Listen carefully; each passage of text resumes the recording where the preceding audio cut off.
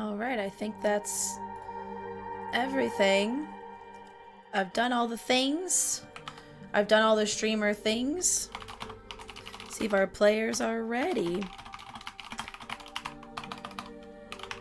Enjoy the sound of my typing. Legit or Hello? hello. Hey. Hello? Surprise! Hello? The surprise ended up in. I was like, let me know if you're ready, and then I was like, or what if I didn't?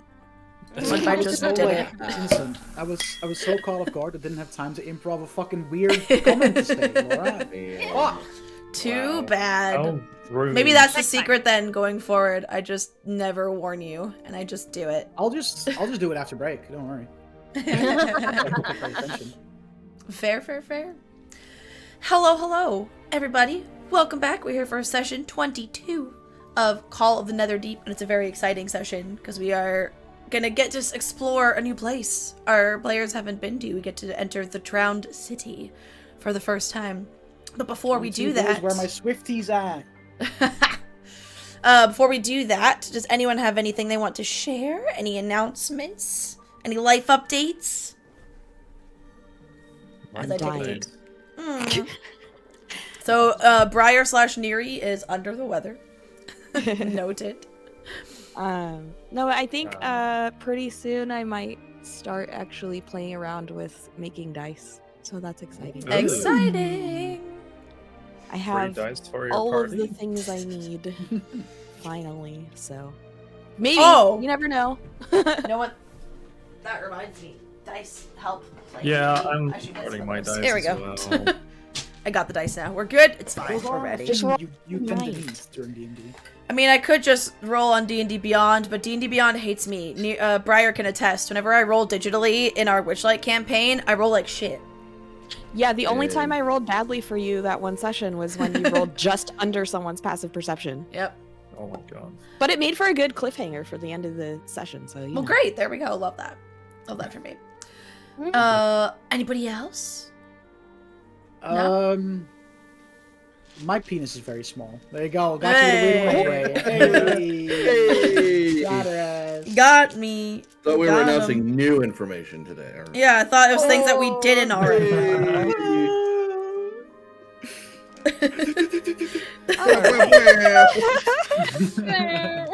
Amazing.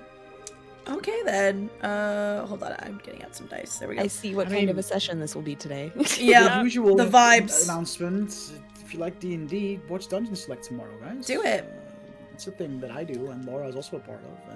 And we're having fun Bonnie has character been on, moments. And Briar has been Yeah. on. So, I haven't been on in a long time. Though. No. Well, because Just you saying. scarred us for life the one time you were, so you're never invited back. Bowdy gave us all you're trust the DM, issues. though. Bowdy's the reason not the everyone DM. goes, "Inside check!" whenever we meet anyone now. Yells There it are aggressively. options. That was all Dutch's idea. it was. There are options because the party's about to fight like 5 super dangerous dragons, so they might need the help of some new This is and true. allies along the way. We're I doing need the to thing catch where up, we're though, actually like, I'm fighting still dragons so in far behind. dungeons. Nice. We're doing it. I I'm still behind. I really need to catch up, and I literally have no reason not to because I have so much free time now that I. It's just because it's not in a format you like because it's not on YouTube because Belle is on her sabbatical, so you Yeah, have to but, actually like- go to Twitch to watch them. Yeah. But like I said, like I have no job right now, so I have all the time to watch Well, then get on that. What are you films, doing? and I need to do it. I know. He's working on it. So, yeah. The way I used to do it Alrighty. when I wanted to like catch up on Critical Role and shit's like I'll watch VODs, but I'll watch them at like twice the speed, so you can still Right. be able. Yeah. That's not a bad shout, That's- actually. I do It's that, kinda and then genius. No. I will skim through combats as well. Right, because combat is not like 'Cause there's not a whole super lot of story important items development. sometimes. No, Yeah. a lot of. But like I still my stop cousin- and check every now and then to see if anything like. You can also look at Danny died or- Carr's written recap for the combat and then go back to watching because it would point out just if there were pivotal moments and some of the coolest action sequences. I think Twitch. Yeah, also Danny allows you Carr, to get do on that. it. Get some Yeah, recaps true. for Dungeons. No, I think Twitch also allows you to do that, right? Like if you're watching VODs, to like up the playback speed. Yeah, I believe so. Cool. So, but I think I need to catch up. Whisper on the Wind is that Belle might be making a return soon. So I'm so excited. Ooh, nice. I mean, she needs to make a return before we do the White Dragon, because the White Dragon's where she is. So it'd be really weird if we go to deal with it, and then we're in the place where her character is, and then she just doesn't. I'm postponing that one until Belle. Yeah, basically that'll be our reunion with her character. That'll be great. Interesting. Also, I have no idea what you guys are talking about. That's also linked to like the whole find a cure for her dad thing. It's also Yeah. linked to that, so. Yeah. Anyway, let's talk about this campaign. This guys. campaign now. Let's do it. Going to the spotlight for some reason. We'll get into our recap for this campaign. Oh, I forgot. I need to open. I'm so excited. I get new playlists to use for tabletop audio because you're going to a new place. How exciting. All right, cool. But shall we start first with our recap of last session, both for anyone joining us and for those that are not fans of the note-taking because it fucks with your gameplay. Because some people are like that. Some people are like, I can't take notes and play D&D because their brain just won't allow them to do both. So no shade. Anyways. Shade. You're stupid. Last we left off, the Weavers of the Storm were undertaking their third task for the Cobalt Soul. If they successfully completed the task, the High Curator would secure them entry into Cael Morrow, the underground city being archaeologically investigated by the organization called the Allegiance of Allsight, and likely their next stop in their search for Elixion. This task involved infiltrating the headquarters of the Consortium of the Vermilion Dream in a tavern called the First Eclipse. They were tasked with finding out anything they could about the group's research into the dangerous but powerful red substance called Rubidium and confiscating any magical items. After fending off 2 elephant constructs enhanced with Rubidium, the party entered the First Eclipse to find it had been completely emptied, except for 2 figures seemingly toasting their success. These individuals were a dragonborn named Satsrak and one of the 5 heads of the Consortium, Half-Orc? I forgot to write it down. I can check my notes later. He's either a human or... No, he's a dwarf. You're right. He's a dwarf. A dwarf named Kelker the Gull. There we go. Thank you. The 2 were immediately hostile, and a fight broke out in which Satsrak fell to the party and the Gull was subdued to interrogate. You found out the Consortium is responsible for the Rubidium elephants, as well as Rubidium in the city in general. They were ramping up their efforts to mine Rubidium, which is accessible via a rift in Cael Morrow, or the Drowned City, and you also found out that a key is needed to traverse that rift. And they also have a spy somewhere down there who has infiltrated the Allegiance. He also had a letter on him from one of the other Consortium heads, which was seized by the Hands of Ord after they arrived on the scene and took him into formal custody. You returned to the Cobalt Soul to tell the High Curator about what you'd learned, and he had also received that letter, and he shared it with you, which mentioned, on top of everything you already knew, that there is an aboleth haunting the Drowned City, and it has... Many archaeologists have met their end at this aboleth. It is not a risk-free job exploring Cael Morrow. And this aboleth seems to be communicating with people and has a name. And it is calling itself Elixion, which is not an aboleth name by any stretch of the imagination. You also learned that the rift, when traveled through, takes people to a place that the Allegiance has called the Netherdeep. In return for your efforts, you were rewarded with gold, as well as assurance that the following day you will be granted access to Cael Morrow, and he gave you badges with the Allegiance logo on them to provide you access to that city. And you were also told when you go there to rendezvous with a member of the Allegiance called Professor Insight, who is a tiefling, and is the main point of communication between the Allegiance and the Cobalt Soul. He also kind of gave you a 4th, it's not so much maybe full-on mission, like you have to do this, because now you have what you wanted, you have access to this city, but he said, I can further reward you if you want to keep working together, and you'll do this for the Cobalt Soul, which is learn how to access the Netherdeep, basically learn where this rift is and what the key is. Because everyone keeps talking about a key to get in there, but no one specified what the key is. And he would give you another 1,000 gold if you did this. Got it, buddy. Before you rested for the evening, you also met up with your friend Maggie Keen-Eyes, member of that other group of adventurers who has been crossing your paths on and off since the start of your journey, and her friend Galsariad. And while talking with them, you learned another member of their party, the human known as Irvin, had contracted the Red Sickness, which is a disease linked to Rubidium, after obtaining a Rubidium weapon, and he has lost his arm from the disease. And Enna noted Galceriad seemed to be feeling particularly, had an air of guilt about him while discussing this situation. And they told you that while they're in the city, they're also looking into trying to stop the flow of iridium into the city, especially after seeing what it did to Irvin and the sickness. Like, their kind of mission now is less about, like, they're no longer looking for Elixian like you were or anything. They're now focused on trying to stop the red sickness from spreading. That's their vibe right now. Oh, so Io woke up from her BS. Oh yeah, she's feeling, yeah, Had her wake up call. yeah. There's been some hard chats, some discomfort, some relationships changing in that group. Things are different. They all seem to be not the people they were when they started their journey. So what I'm hearing is she's single now. Hey. They're saying there's a chance. And that is where we left off. So it is the morning you've long rested and you leveled up. And you have your new badges. And you are now able to enter the Drowned City. These TwitchCon badges are really flimsy this year. Didn't even get a lanyard with it this time. Nah, fucking lame. So, gotta find how to get. We gotta find Rift. Gotta find Keyforce at Rift. Yes, and That's like MSQ right now.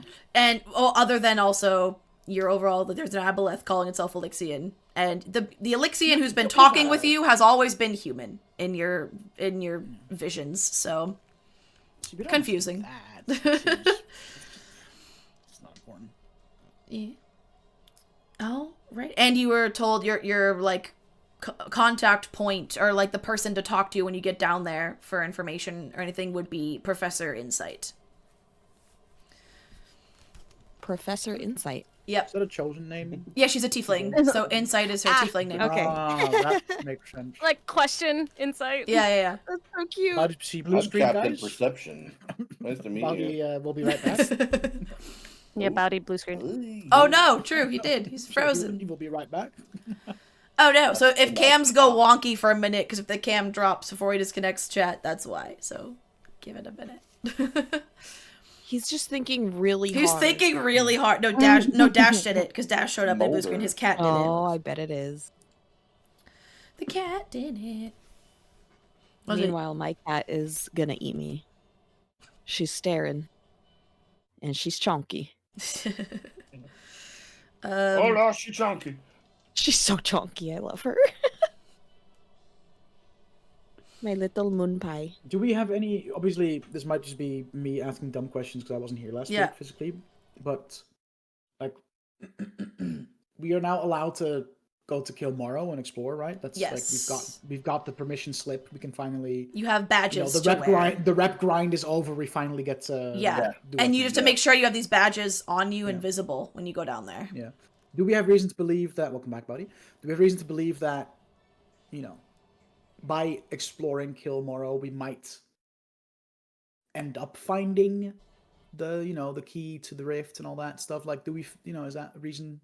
Yeah, because the Kelker, when you were interrogating him and his letter, mentioned, it seems like it's not like there is one key if it's lost. It's like there is a type of object or item, or like there might be multiple keys, because like we've lost ours, we need to get another one, was the vibe. Right. Yeah. Okay. Here, the letter specifically said our key to the rift is lost. We have a spy in the drowned city searching for it. Okay, so we know that by just doing what we are meant to do, which is kind of figure out that city, or like explore that city. Yeah. Find our Elixian, I guess. Yeah, because so for the Cobalt Soul, they want you to figure out where the rift is and what the key is. For yourselves, you're trying to figure out who the fuck this figure is that's spoken to you, and he's also said that there's a third, because all the times you've had interactions with him, it's been at a religious site dedicated to a deity he has interacted with. So you're also looking for, there's a third site, the vision suggested. And the visions all led you to believe it was in a watery place too. So yeah, so all paths lead to Cael Morrow. All paths lead to Cael Morrow. All of our side quests, all of our everything's here. We also want to do everything. We've reached the end of Act 2. Yeah, basically. Right. Yeah. Okay. Just to make sure. Yeah. If this is Baldur's Gate, you're at the end of Act 2, and the Netherdeep will be Act 3 when you actually get to just it. to make sure that I'm not forgetting anything, because I did watch the VOD. Yeah. I did the thing where I so I might have missed a couple details. Yeah. But just to make sure that we're all on that same vibe, like whatever we want to do, everything we need to do is happening in Cael Morrow. And you know that parts of the city are either like not submerged or able to walk through. Like there are parts of it you can access without needing to breathe underwater, but there are large parts of it that are submerged. So you also might need to. You don't know if you'll be able to do everything and stay dry. You might not. Who knows? Bards don't prep spells, right? They just have the spells that they know. You did just level up, so you could have swapped the spell out if you wanted to. Yeah. Which I did not. Laura. Yes. Can you use them in a new pixel chat link, please? Oh, yes. We're in the big city, right? So like, there's potion shops all around, probably. Oh yeah. That money. You talked to him and he said there are potion shops around, yes, but potions of water breathing are not common because you're in a desert. Like, this is the first time you've ever, like, this item's ever really been needed in the history of the city. So he said you can try, but it might be tricky. Still worth a shot, I feel like. Right? I'm just gonna. Why not? Oh yeah. Hold on. Because like, I need to grab something. If they're like super rare, like if there's like this niche specialist alchemy shop hidden somewhere, you know, like that hidden gem of like, all the big chains don't sell this, but I do because I'm special. You know what I mean? Maybe. Yeah. I don't know. Forgot. I needed one more book. Boy. But oh boy, when a DM grabs another book. Yeah, it's terrifying. Scary. You're fine. Find my notes about the shops. But if we all feel like we'll take this guy at face value, and if he says there's no potions around, we won't have to waste time. That's also cool. I was just thinking out loud. Yeah. Everyone can make a. Actually, no. Cole and Fury make the history check, because I think it was you that this would apply to. Oh, that is. Be right back, real quick. Oh, then Fury make a history check. Dirty 20. Dirty 20. Okay. I will say, you do remember, because when you had your shopping day after the tournament and you're looking to spend your winnings, there was one of the stalls, because you stopped by it, realized, oh, this is only a temporary benefit, not a permanent, but there was a stall doing magical tattoos. Fuck, you're right! Oh. Is it still standing? I mean, it might be real fucked up, but the tattoo artist exists, so... Okay. Are we getting tattoos, y'all? We're getting fruit let's tattoos? Get fucking tats! Let's go! Yeah, fuck yeah. Okay, yeah, that's good shout. I can't remember what the things were that we were able to get from it, though. I'll just and how much they are. I mean, we managed to make a fair bit of gold, right? Since I've got some. I've got about since we got to the city. gold, give or take. It's sitting in my pouch. So, yeah, it might be worth it. See if Tattoo Lady has a tattoo for us that allows us to maybe last a bit longer underwater or something. I mean, yeah, I guess we could check that. Yeah. Oh, anything to postpone the inevitable in delving Drowning down to that city, right? So, I mean, if we can spend some hours blissfully shopping, knowing that our doom is rapidly approaching, you know. I mean, since they're all down there in the city, like in the crown city, you know, like, is it really weird to assume that they probably have some supplies there? Yeah, but is that a risk you want to take, though? I don't know.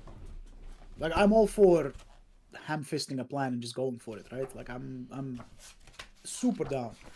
But I feel like this is one of those rare times where maybe going in with a bit of prep might be beneficial, right? That was a big Yeah, word. that's fair, I guess. Beneficial.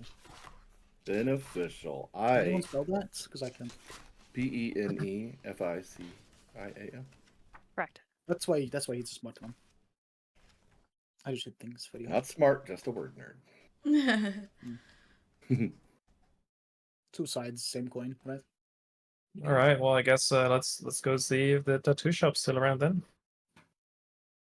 We're getting group tattoos, y'all. Group tat. Let's go. Group tat. Let's go. Give me 1 second. Can mine be a tramp stamp? I was just thinking that. Group tramp stamps. Yeah. Fury is a little, is a little. Oh, I already got a tattoo, didn't I? I got lightning bolts up my arm. You did, but it was a regular tattoo, I That's just a believe. regular tattoo, yeah. Yeah, but it looks badass. Yeah, it looks badass. Yeah. Sick, bro. Which is really half the battle. All right. So you head back to the Suncut Bazaar, where all the shopping took place, and obviously there's lots of rebuilding being done because of the destruction from the elephants, and you do see the tattoo lady there, Hestenia, who, reminder, is a minotaur who looks like this. Hold on, I'll show you a picture. I don't have it in above VTT because I haven't, but she looks like this. Oh, there you go. Nice. That's what she looks like. Badass. Ooh, I got the hiccups. Help. Minotaur wearing it's armor-esque in its design and style, but it's just leathers and fabrics. It's not actually armor, but her outfit almost evokes the feeling of armor that she wears. And then she has lots of jewelry and really big earrings.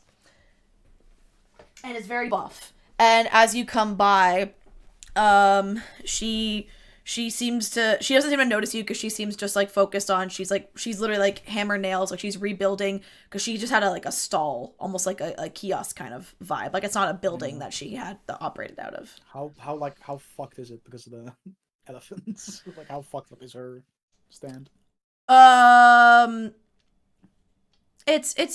She's kind of having to start again, basically. Damn. Oh. Let's try and tip her well. Is she? Help her out. She's actively putting stuff together and everything. Yeah. Can I just go help wherever I can? Yeah, that's what I was thinking as well. Sure. Tiefling help. Mm-hmm. As you come over, she goes, "Oh, well, hello. That's so nice of you. Oh, I remember you." And then she sees Cole, and she's like, "Yes, I remember you guys. Hello, hi." As you can see, not really fully open for business again yet, but hopefully up and running soon. Can I help you with something? Or it looks like you're helping me with something. Yeah, we just saw you here and figured we could help. Yeah, we're in the market for some special tattoos per chance, and we remembered how good of a job you did last time we were here, and figured, she seems a bit occupied, so if we can help to maybe help you open up shop sooner. I mean, any of you good with the hammer and nails? Any of you have any carpentry skills? Yes. How hard can it be? Look at these arms, and I mean, I have no tool proficiency. I was a carpenter for years. I have tools proficiency. Wait, do I have tools proficiency? I do not. I feel like even if you don't, living off the wilds, I feel like I could help. I mean, especially she looks at Enna and Fury and Cole, and is like, well, even if you don't, maybe leave the actual hammering and the joining to me, but I could just, if you guys could just help me, especially with some of your height, but to help me hold this up while I attach it, and help me move some of the stuff around, and there's lots of heavy lumber. Yeah, you can do that. Say the word. Neri will be providing non-magical bardic inspiration to everyone. Well, also she's like, if you guys to Neri and Orion want to maybe just, there's a bunch of fabric to be the roof. You also can maybe help once the bare bones are up, help drape and affix the fabric for her. Neri has wings. There you go. There you go. All right. I'm sure so then I'll Fred will say, be very useful. make a, everyone tell me how exactly you're helping them, and then I can tell you a check to make. I'll we'll see how much like, you if help. there's like a wooden framing that needs to be built or put into place, I'll probably be like lifting heavy things up. So then I say make a strength check. Holding them into place. I'd be doing the same. I'll be. Okay, so Cole, Fury, and Enna, give me strength checks then. Okay. Just straight strength. And then Orion and Enna, you can give me maybe just straight dexterity. Or Neri and Orion, give me straight dexterity checks for your, because you're doing more of the finer, like, work, and they're doing just the muscle work. Taylor Swift era, guys. 22. Let's fucking go. Nice. 21. And I make an argument for performance. If you want, you're doing like working songs, like you're like doing like the version of the Seven Dwarves, like the "It's Off to Work We Go." You're giving them. I was thinking like of like, you know, the drapery of the fabric, like curtains, or like, you know, making them. I would allow you to make it sleight of hand for that, or you can do performance if you're just doing motivational like songs to keep them going throughout the day. Okay, that was much better. That's a 25. Okay, so we have 25, 21, 22. Cole and Enna, 18. 13. Oh, nice. Okay, yeah. So you guys, between all the help, and even if what you lack in maybe carpentry experience, you're very good at just like taking direction, and of course all the manpower, way more manpower than she thought. I'll say if you are willing to help her for the whole day, by the evening, she could have like the bones of her stall back up. Like it's not as nice looking as her previous one, but she can make it nicer later. She has like the functioning structure back up. If you're willing to help her all day with a lunch break. Yeah, obviously. we're not like. There's no real like we have to go to Cael Morrow today or else, right? There's no like time pressure behind us. There's nothing that's like doomsday by this specific time kind of thing, but yeah, just every part of it is like, you know, things are getting like the Cobalt Soul is getting more and more nervous about the level of iridium in the city and stuff like that. But it's nothing that's like, no, this needs to happen by tomorrow. We'd have to delay for like a week for people to start getting really nervous. I think. No, you have time. You have time. Yeah. This problem has existed for many, many months. So, like, especially because a lot of the book, I guess if you're like fleshing it out more and when things it's like there's like a week between each of these missions, but I was like, no, really? Don't have time for that. And I'm not willing to come up with a bunch of other stuff. I want to focus on. So yeah, there's clearly, we'll put in the time now that the book tried to account for earlier and I said no. Well, yeah, in that case, then I think I'm down to help her all day. You know, fuck it. Yep. Yeah. Sure. All right, so then by the end of the day, she has very respectable looking, like a bit more basic than before, a bit less, like there's just basically the structure, a counter, there's a little bit of storage rings, and then there's like the awning to keep the Ank'Harel sun off, but it's there. And she's like, oh, well, I thought this would take me like 3 or 4 days. This has been actually super helpful. I guess I can get my inks and stuff back up here set up tomorrow.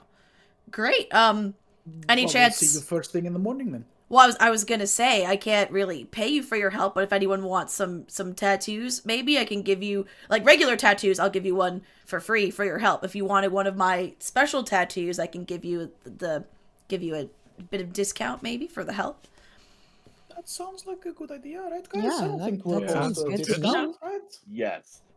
What are we thinking about? Just so I can maybe start some sketching tonight, or make sure I have the right materials, because especially if you want a magical one, I need different things to go with the inks. Yeah, first question would let's be, what is the menu? Do you have a tattoo that could potentially help us?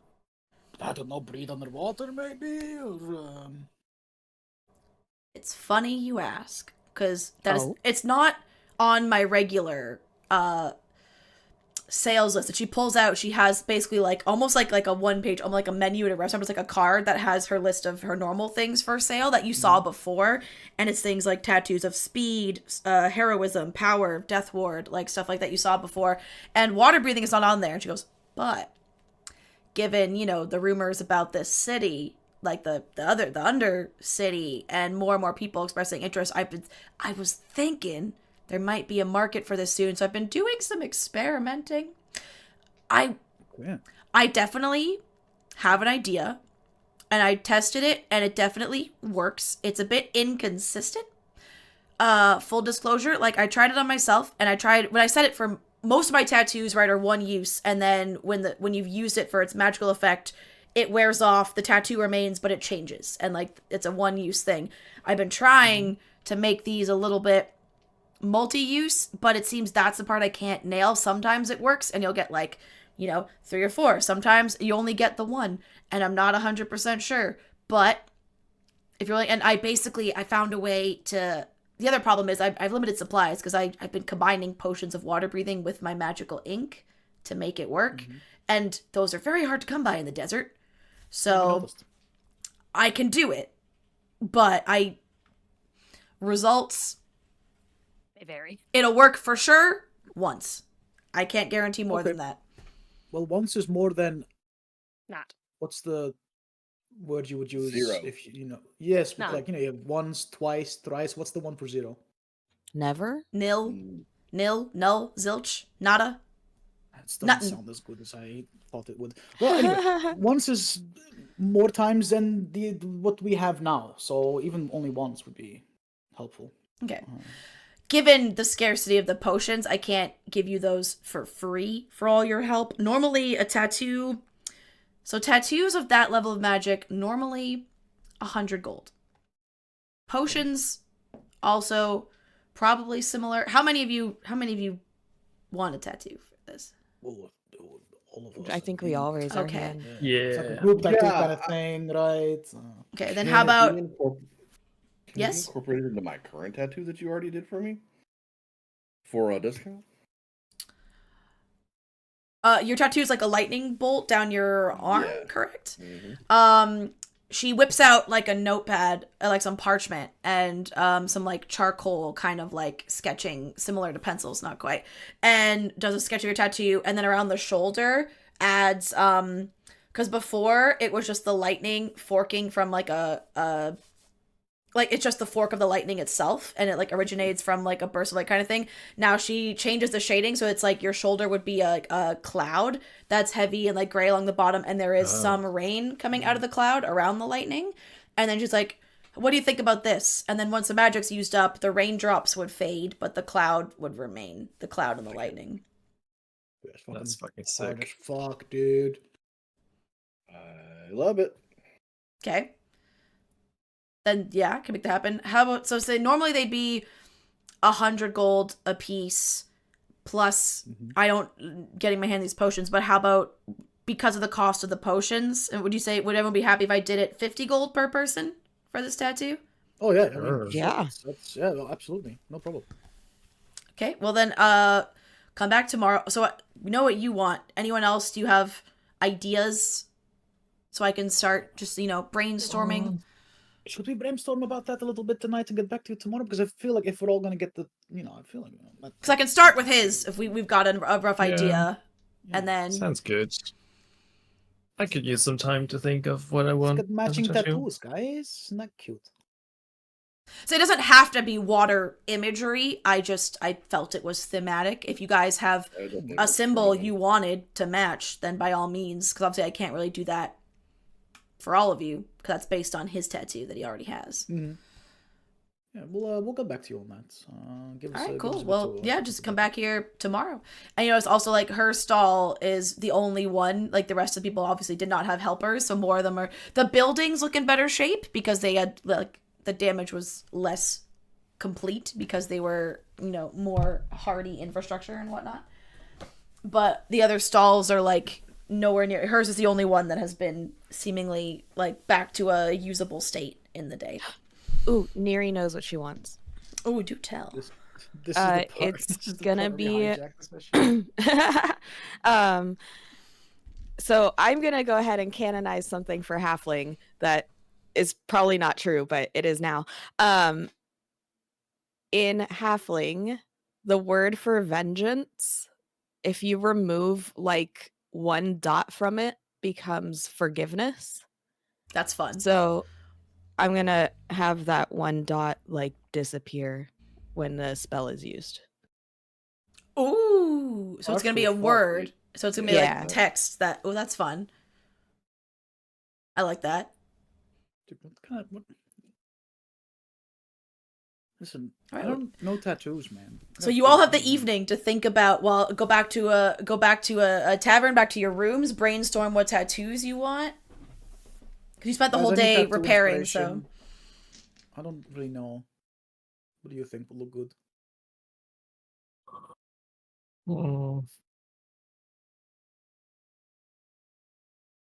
I'm thinking as well. I don't really know. I'm thinking. If you're like, I won't be able to come up with something today, we can always, just say you get one, and then later you can tell us what it is. But I have a little bit of an idea, but you're a tiefling like me, right? Well, what do you think? I've never really had a tattoo before. Not really. Like I etch. And both of you are tieflings with red skin, correct? No. Hello. Neri's got like dark olive tone. Okay. Yeah. Fury's red. I've done like I'm thinking because of all the runes that I carve in my weaponry and like on my horns and stuff. Maybe something along those lines. It would be runic. Yeah. Right. Yeah, that's what I was thinking. That would be dope. Is there maybe? Do you maybe know the rune for Fury? Probably.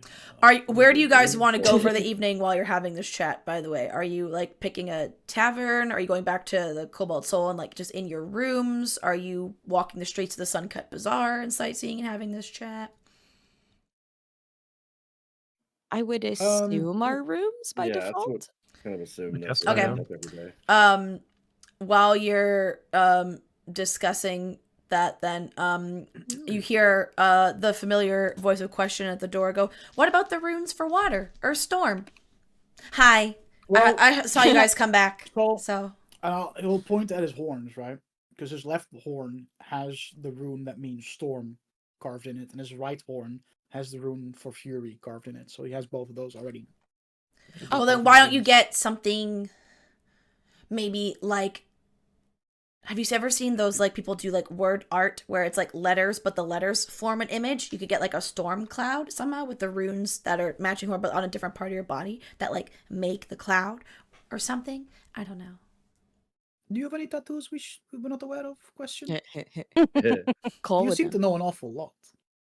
No, I just like to sketch. While looking at question, I'll also look at... But I mean, I would never speak for her, but... And she's like, no, I just like to sketch, remember? And she has her journal, because remember, that's how you met her. She was drawing visions of things that you guys were seeing. Man, that's a good save. Okay. Okay, if you say so. I think with Anna, she's going to want to do, like, almost like a yin-yang. I shared it in the chat. Ooh, that's fun. So, she's all about renewal, right? Oh, and balance. sick. So, have... that's part of it be like limbs, like tree limbs on fire, and then on the other side for the yang it would be water. It doesn't want to focus. Oh, there we go. Ooh, there you go, so chat. Cool. You can see it now. Yeah, I think Anna would do something like that. That's dope. She's all about balance. Yeah, and then when the spell is used up, I'd say the it'll remain, but maybe when it starts, the water's on top, and then once you use it, it'll switch, so the fire is the one on the top, and the water's now on the bottom. So you still get that yin-yang symbol, but their placement will move, because magic's gone.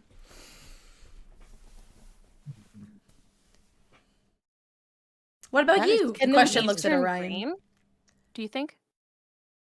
Like, when the water's spent, can the leaves turn green? Oh. Sure. Oh, sick. Okay, cool. That's what I want. That's a fucking druid tattoo. Well, fucking heard of one. while we're discussing this, I'll be playing with Fred as well. I was thinking, Weasel is not really like an animal that can probably do well in water, right? So I was thinking maybe I should turn Fred into something more aquatic as well when we're there. Permanently? Well, no, I mean he can change, and then I can change him again back to a weasel when we're out of the area, So you could change him this whole time. I guess. I'm not sure. Could you become something maybe a little more intimidating? Right. And you've been walking around with from the corner ferret the entire time, but this thing could have been like a, I don't know, like a big fire or something. No. Yeah, it's not going to be a massive animal. It's Be gonna an be. otter. I think he's cute. Small. Oh, an otter would be so cute. And question perfect. gets very excited at that concept. But otters still need to breathe, though. They'll have to come up for water. But I can guess they're swim- not so. He can swim along the surface and like dive and stuff. Oh, they can dive. The city, you do know for a fact, as mentioned, the drowned city is 500 feet below the surface. It's not like Lord. like there's 500 feet of water. And that's gonna be painful was... for us to even swim through with water breathing. Well, what if you turn him into like a reptile or something, or like a lizard? Those can go off, right, or some shit like that. Like a monitor lizard? Something that can breathe underwater and... I don't know. There are some lizards that can breathe underwater. Alligator. An alligator.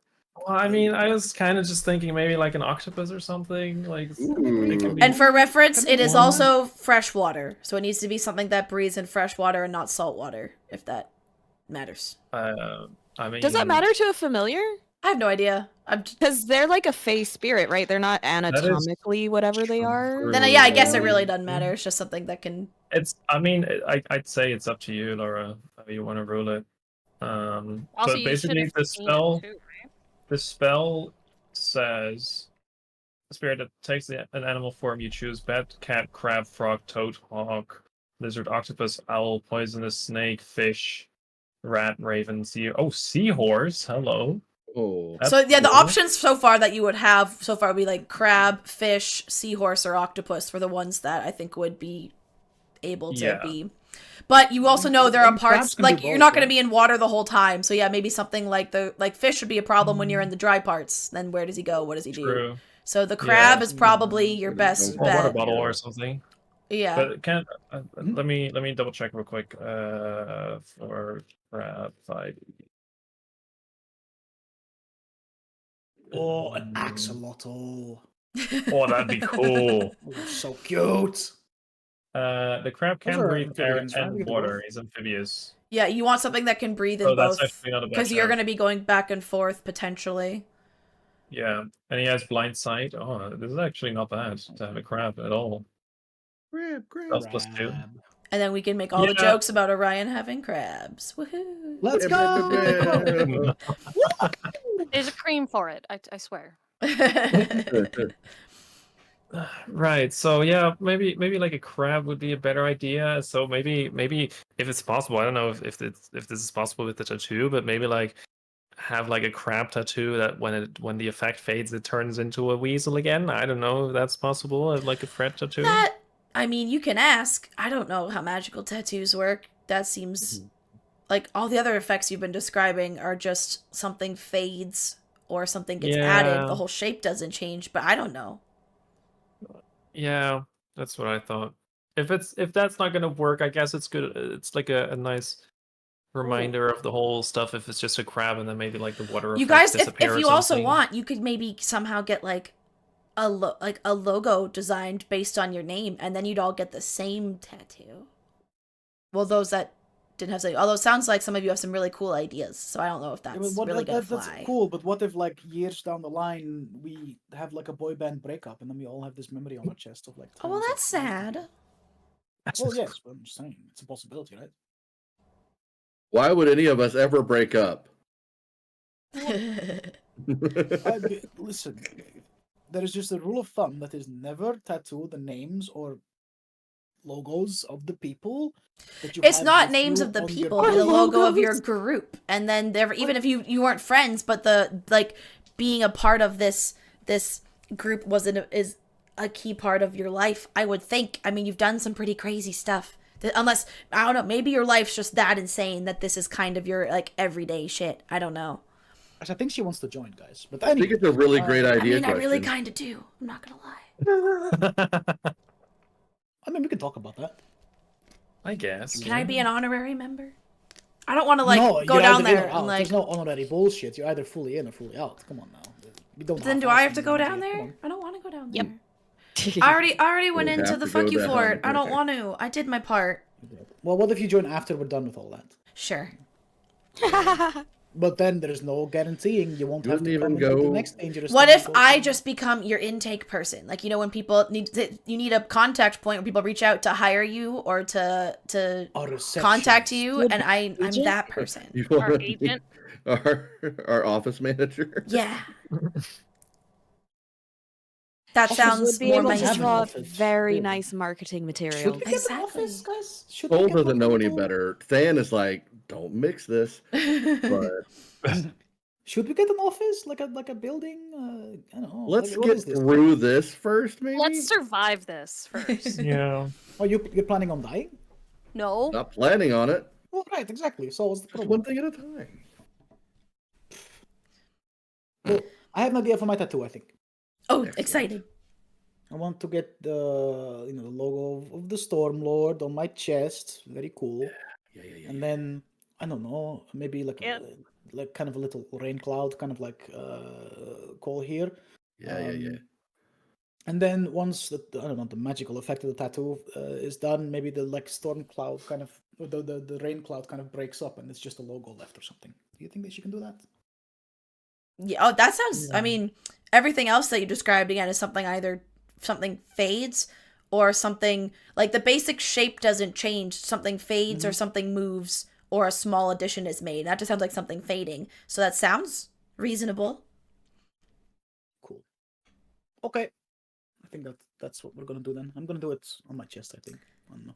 This is exciting. And the whole time, like, basically, as you're talking, Question is just sketching each of your tattoos or, like, what she envisions as you're discussing your tattoos. Question: do you want one? Do you want a tattoo? I don't know.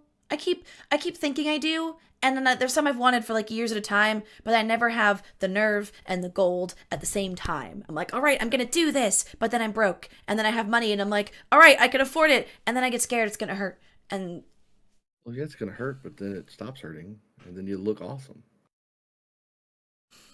maybe. It doesn't mean. I to mean, say I that don't you need to look breathe awesome already, underwater, though. You never know. Maybe you will one day. I'm just offering. It's fine if you don't need it. I don't know. I'll see what Okay. other... Maybe she'll have a different tattoo that I might like. Laura. Yeah. So Should I be since... concerned? No. No. No. Sounds Since like no, I'm just thinking, since crab is an option, right? Would you allow me to turn Fred into an otter with like the crab stat block? And then like, because otters and weasels are like somewhat similar in structure, so that would maybe make the What's the tattoo- primary differences in their stat block, though? Like, what is it Their you're trying primary to differences- gain here? No, like just Because why not the just be an visuals. otter? Because the otter, if I look at the stat block, they are kind of different in like AC and like the otter not has well higher optimized. AC, higher. Actually, yeah, it has the otter has perception skill, while the crab. Oh shit, what was it? But a crab has stealth skill. But then the crab has blind sight, so they are kind of completely different animals. But I just want an otter. Well, then you get an otter. There's no reason for you, unless you can convince me there's another reason your otter has blind sight. Like, sorry. I mean, sure. Once If you you let get me a crab have an otter. tattoo- The thing is, the otter is not on the list of find familiar. But if you say like, no, you can have an otter, sure, I'll take an otter. Yeah, because I love otters. IRL, they're one of my Okay, favorite cool. animals. I'll try. Question's excitement at the otter was Laura's just genuine excitement, because Question and Laura were Fair, the same fair. person in that moment. So. Okay. No, then I'll turn him into an otter so that he can also Walk 'cause around. Otters do also have amphibious, so There you go. He's fine. So what you could do is get a crab tattoo, and then once you use it turns into a crab rangoon. oh, what? It's a dumpling. It's a crab dumpling. It's a good dumpling. It's delicious. fried. A deep fried dumpling. We're not gonna deep fry Fred. Well, why not? And question instead sketches like a really cute, playful like pose of an otter with like bubbles around him, like from his motion in the water, and then the bubbles would fade once the magic is used. So you just have the that's otter. cool. That's cool. She's like, "How's that?" Yeah, that's cool. I like it. You're so talented. She'll like rip the page out and give it to you so you can show the tattoo artist. Thank you. You should like get paid to draw stuff, by the way. You could make a lot of money on that. You're good at this. I mean, sometimes I do, because sometimes the Cobalt Soul part of my job here, because of my visions, is sketching. You know, so I do get paid to sketch out the other things. It's just usually they're the things I dream about and not just like commissions from people. Really good at doing like caricatures of people, like tourists that visit, right? And you sit there and you draw like caricatures of them. Charge like 50 gold, and they have to pay because they feel bad if they say 50 gold, Jesus. Well, yes, that's how you rip off tourists, right? That's how that works. That's insane. Well, yes, that's the point. Damn. Oh, if I can charge 50 gold, I'll think about it. That's impressive. So you guys spend the night chilling, talking about tattoos, sketching, hanging with Question. Get some food there and everything. And you go ahead and whenever you are tired enough for the evening, go ahead and rest. Oh my god, that otter tattoo is so fucking cute. LOL. I know. Cute. That's awesome. So you basically could get something like that, and then the bubbles would fade. The bubbles that are in it when the magic's used up. Everything else would stay. That's cool. Hell yeah. There you go. Tattoos, boys. Alright, so next morning, whenever you choose to head out there, Hestenia will be ready and waiting. Question coming with us to get her own tattoo. She'll come with. She's still undecided. She's on the fence. She doesn't even know what she'd get. She's like, I don't know. I don't know what I'd even... I mean, you'd have some time to think, right? Because, you know, this will take a while to get us all tattooed, Yeah. so, you know. No pressure. That one is so fucking cute, Kay. That is adorable. Yeah. Oh my god. Oh my god. These otter tattoos, man. Fucking love otters. Dude. Otters are so fucking cool. Yeah. What's everybody's like money situation, by the way? Because I feel like I have a lot, but I don't know how much. Oh you yeah, have, I'm fine for I'm this. feeling pretty good about it. Okay. I think There's one everyone chance should have saying, enough, right? "Oh," you know, there's I one know. chance Yeah, we saying, should "Oh, all please, have Fury, enough. could you pay for me?" And I probably would, but okay, go suit yourselves. But if you want to pay for it, by all means. This ship has sailed, I'm afraid. No, if you're like, you know, if you don't have a lot of money, you want to keep spending money for yourself, I'm down to pay. It's okay. I don't know what everyone else's situation is, but I'm sitting on like 400 gold, and I feel like I'm sitting at about 600. Oh, Yeah, right, never mind. same. I'm broke, I guess. I mean, you have an awesome sword, though. We got. Or... I do have a really cool sword, guys. You see how that shot like lightning? Oh, at those that's right. You got elephants? that sword. So sick. That was really cool. I'm like, why do I have so much more than y'all? But then I didn't. No, I think it's like a deal.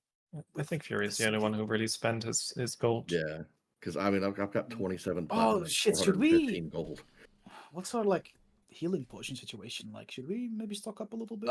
You should definitely do that. Oh, that's a we should good idea. do that. Yeah. Yeah.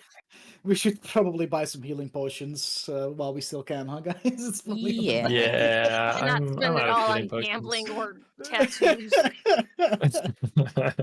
Because like I have fucking nothing. I have no consumables. I had one, and I used last time we fought. Yeah. Maybe that's a good idea to do as well before we go down there. Is just buy some healing potion. Yeah. You know. Oh, I still have the. Oh shit! I completely forgot. I still have to add those gems and stuff to my inventory that we found in the. Yep, that's pinned in the chat, so you can. Yeah. Find Okay. it Yeah. easily. I'll. Yeah. Yeah. So I won't have you RP a shopping episode all day, Laura. I'll just quickly give you a rundown. Like I want to go buy this today, and then. Yeah, you'll be easily able to find basic and is it greater is the next tier? Yeah. Superior might be harder to find. Like you'd have to roll to see if you could find anyone that has them in stock. But you can find as many of the first two as you want. Yeah, how much would they go for? Basics are 50 and I think graders are 250. Wait. That is a huge jump. Let me check. Hang on. So, Laura. Yes. Oh no, I lied. 100. 50 to 100. I'm dumb. There we go. One of the things that we found at the bakery was a potion of water breathing. I did turn that in, didn't I? Yes. Okay. Damn it. Hey man, they might still have it, bro. Might be like, hey, listen, we're going to this underwater place. Can I have that back? You know what I mean? I was gonna say, actually, as a matter of fact, when you're leaving, because Question's coming with you to get tattoos, or to see your tattoos, still debating if she wants one, she's gonna be like, oh, I almost forgot, because as you're going through, you're talking about the stuff you got, the gems you said, like, oh yeah, we can sell these. She's like, oh, that reminds me, and she is gonna pull out that potion of water breathing and say, they said I could give this back to you, since, I mean, technically you found it, and it sounds like you might need it, so... Nice. Cool. There you go. Awesome. Thanks. And, Perfect. I know the Cobalt Soul, they have like an in-house shop. Does that shop sell potions? No. We're aware of? Or is it Oh, it just, sells I think basic healing potions. Let me check. Because we do get a membership discount, right? So if we need some basics, it might be better to... It wasn't a membership discount, it's just you could use it as members now. It does not sell healing potions. It mostly sells spell scrolls and sending stones. It does not sell healing potions. Okay, never mind. Yeah, I'll make a list of things I want to buy and sell. And then and then just tell me, and then so basically, basic potions will be 50 gold, and graders are going to be 100. So if you have the money for it, just do the math and deduct. I'll buy. And I'll then buy 2 graders and 1 normal one. So that'd be 250 for 2 graders and 1 normal. The tattoos are going to be. The tattoos are 50 each. Yeah. 50. Okay. Put that down as well. Okay, I have these a million things at the same time. thing. Oh, I should subtract that out of my. One last thing. I have these 3 gemstone rings. Is there like a jeweler that I can quickly just fucking pawn these off at? Yeah, sure. Yeah, I'll do the same with my gems and stuff. Yeah, and you'll get the gold value that I listed when I told you what it was. You only listed gold value for the quartz, though. No, I think actually, hang on. It's for all of them. I thought. 50... Well, it says 2 quartz worth 10 gold each, and then 1 amethyst worth 50 gold each. Let me check. Or is it like everything is 50? So no, like quartz? In that first category, the agate, the lapis, the malachite, and the 2 quartz are all worth 10, and then the next one, all of those I list in the next category are all worth 50. So that's a total of 10, 20, 30, 40, 50 gold for the first lot, and then 5, 10, 15, 20, 25, 30. So 350 gold plus, so 400 gold total is what you get from selling those gems. All right. I don't have a value listed for the gemstone rings, and it might be because I forgot to write it down, or you never gave one. I'm not sure which one it is. Where did you acquire those again? I've been carrying these for fucking... Probably from beginning. Yeah. I'm gonna say... Let's look at the value of the gems I gave Bowdy, and then add the ring to that. I'll say they're each worth 75 gold. Sure. Sold. Cool. Okay, so sorry again for the potions. How much were those? Yeah, I need to. The potions are 50 for a basic and 100 for a grader. Can I have 3 grader and a regular? Yes. So that'd be 350. Yep. Great. I also have 100 gold worth of powdered silver. I'm pawning that off as well if that's okay. Sure. Yeah, go for it. Helping episode, everybody. I mean, unless someone isn't there like a restoration spell that uses powdered silver? Does anyone want it in your party? That is actually. Is there? Let me think about spell components. I think. Yeah. I never think about those because I just use my holy symbol. Ooh. I believe. But that one, even the holy symbol wouldn't count because it's a value. Right. Yeah. Because I'm pretty sure one of the restoration spells requires powdered something. So I don't maybe double check. Revivify requires diamonds worth 300 gold. I knew that one by the back, like the back of my hand from Dungeon Select. Right. You said identify requires powdered silver? Identify is a pearl worth at least 100 gold pieces and an owl feather. So you could trade the powdered silver for a pearl of equal value, and then you can use it to cast identify. You have identify on your spell list, right, Buddy? Sorry again. You can cast identify, right? Correct? Yeah, it's ritual, so I always have that prepared. So, but you still need the pearl, correct? Yeah, you still need the materials that have a gold value to cast a ritual spell. Yeah. Does identify get rid of the pearl? No? Or is it I think it consumes. Most things consume the cost. So yeah. Unless it says otherwise. I don't remember. I should probably obtain 300 gold points worth of diamonds. Dude, did you know you could identify people as well? I didn't know that. I literally just read that, yeah. That's cool. Identify me. See what happens. You can touch a creature while casting Identifying, you'll learn what spells, if any, are currently affecting it. Yeah. Oh wow, that's very interesting. I didn't know those things. But it doesn't okay. really say if it consumes it or not. I assume so, but we'll assume it does. Yeah, I'll trade that in. I'll trade that in for a pearl, and I'll toss the pearl to. I'll get 2 more Ryan. pearls myself as well. That's 2 because great. we have money. Yeah. All right. Yeah. So I'll sell silver, buy pearl, give pearl to.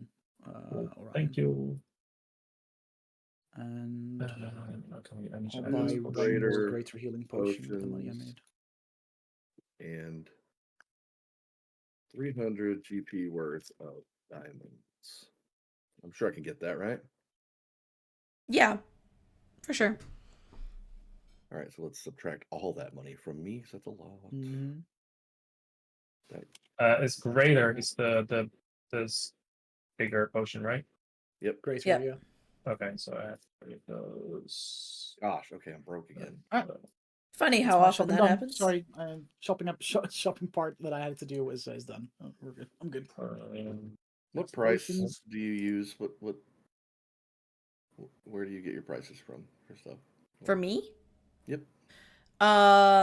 From either other experience, like other campaigns I've played, or looking it up online, or just looking at what there's like a baseline value for things that are either like common, uncommon, rare, whatever, and then tweak it a little bit.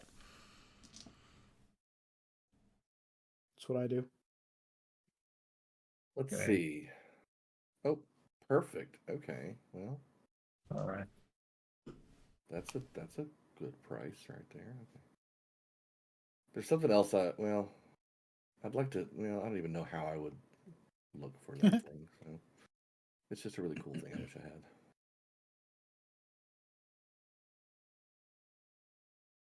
All right. Any other shopping that needs to be done before you go get your tattoos?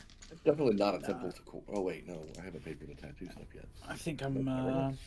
And don't forget to save 50 gold for your tattoo. Mm-hmm. I already took it off of my total. Yeah. Yeah, I think I'm good. I have potions. I have. Actually, let me double check for.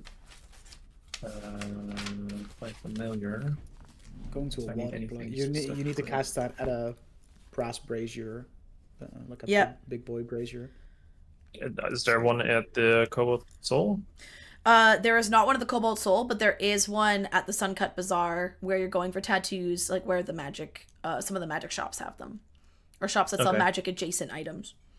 Right. Do I need to pay for that, or can I just use it? You just have to pay. They have a 1 gold usage fee. You just like flick a gold coin to the shop. If I add a diamond to my inventory, it says 1 diamond is worth 5,000 gold. That's probably like a big size because there's ranges, right? Like, I always just for diamonds and stuff. I just add a custom item, name it diamonds, and then brackets like, 300 gold. Yikes! So that's like the dedicated Revivify diamond. All right, custom item. Yeah, I'll explain to Fred, like, yeah, buddy, I do prefer you in this form, but we are gonna need you to be able to breathe in water, because it's gonna be a lot of it in where we're going. So don't be mad, please, but we will change you back eventually if you prefer that. He's pissed. He's fuming. All right. I like to think Fred crosses his little weasel arms and huffs. Good enough for you? All right. You head there. Hostenia is there waiting. She has like a bunch of different ink set up. You see most of the colors she seems to have ready. There's a lot of different blues, black, white. She seems to have like a cool toned color palette at the ready, but she has other inks like that. She can get out any color you want. She just anticipating maybe some watery imagery because of what you said, so she has some of that already set up. Clearly anticipating your arrival. Hello. Hello. So have we we can get started with you, points at Cole, since we discussed it yesterday. But everyone else brought, do you know, have we figured out what we're doing? Yeah, pretty much. I do have just enough. This will take the last of the ink I have infused with the water breathing potion. But like I said, it's not like I can really... This isn't on my normal sales list anyway, because I still need to fine-tune it. So, hey, in fact, actually, if you could do me a favor and tell me afterwards, like, all tell me how it worked for you and, like, how the spell lasted, that would be fantastic. Sure, of course. If we survive, yeah. Okay, I really hope so. Well, okay, let's get started. So you'll go ahead and everyone can show her what you're going to do. She'll start with Cole while showing you the other images. So when your tattoo is done, Than, can you roll a d4 for me and tell me the number? That's 1d4 charges, boys. Big money, no whammy. 4. Hell yeah. Nice. I was muted and I was like... All right. So, Whose tattoo is next? I don't mind. I can go. I can go. All right. Roll a d4 for me, please. D4.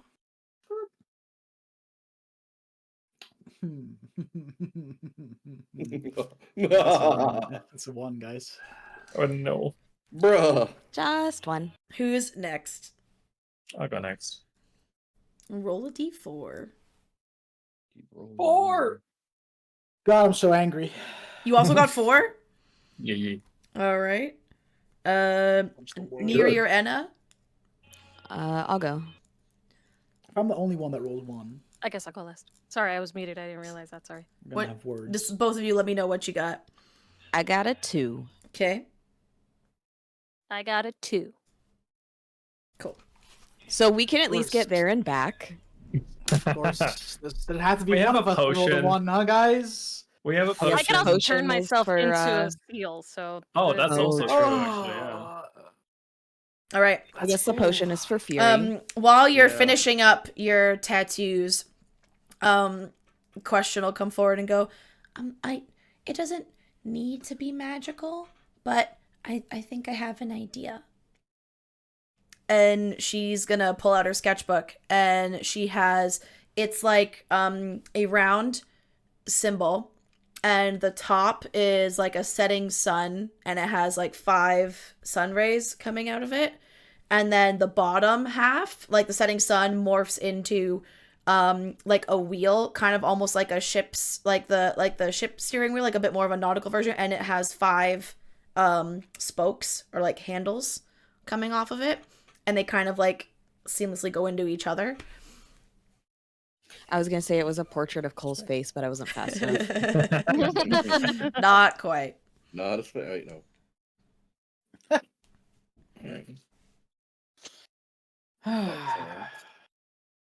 And she'll get that done. She's like, I don't think I can afford a magical one anyway. How much are your regular tattoos? And the regular tattoos, Hystenia says, are only 15 gold for the size that she wants. That's paid for by me. Oh, thanks. Damn. And she is gonna get that. I'm trying to think of the imagery where she's gonna get it on her body. Tramp stamp. No, it's gonna be like here-ish, like right before her elbow on her arm. And it's about painful. It's about this big, like where my fingers are, like that's a very painful spot. You notice the whole time she's getting it, doesn't flinch at all. Like she could Badass. be, like she could be, like she actually looks pretty chill, pretty peaceful the whole time it's getting done. There's actually people who fall asleep while they get it. I will never understand those people. Crazy. People would blow my mind. Actually, for funsies, everyone also roll me a Constitution save while you're getting your tattoo. Let's go. Oh, crap. Oh, guys, you ready? I rolled a 2. Oh, well, this is not much better. Con save, is that? Yep, con save. I rolled a 13. Yeah, I have a +0 to con. I have +1. I have a 6. Okay. 18. Yeah. 19. Okay. I high five Cole. Fury? Yeah, we high five. I fall 14 asleep. for me. Okay, Fury takes his, like, doesn't look like he's not, like, flinching in pain, he's not making noises, he doesn't look comfortable, but he's just there. Cole and Enna chat to the whole time they're getting there. It's like talking to Stenia, talking to each other, like, unbothered. Orion and Neri require Enna and Cole's help to, like, hold them in the chair and, like, hold them still, and they're, like, they're pulling faces the whole time and, like, all, like, would be flinching away if they weren't being physically restrained. I hold Neri's hand and tell her to squeeze it as hard as she can. Yeah. All right. You have your tattoos. We'll say your shopping plus your tattoos. How big are all the pieces you're getting? I know, like, Cole's is, like, shoulder. How big is the otter? Mine's also, like, shoulder. Shoulder? Like, okay. Like this. And Cole's was, or Fury's was a chest piece. Well, I was thinking maybe a little smaller, but just like the right side of okay, the chest, like just like up here kind of vibe. Yeah. Okay. Neri and Enna, how big are yours? So the reason it was so painful is because it was I went for a clavicle tattoo. So it's not huge, but it's right there. Yeah. Yeah. Okay. Because all of these are raised, like, I think Cole's and Orion's are the biggest right now. Enna, what about yours? Mine's gonna be on my shoulder in the back. Okay. And it's like what? Like maybe like big or something? Like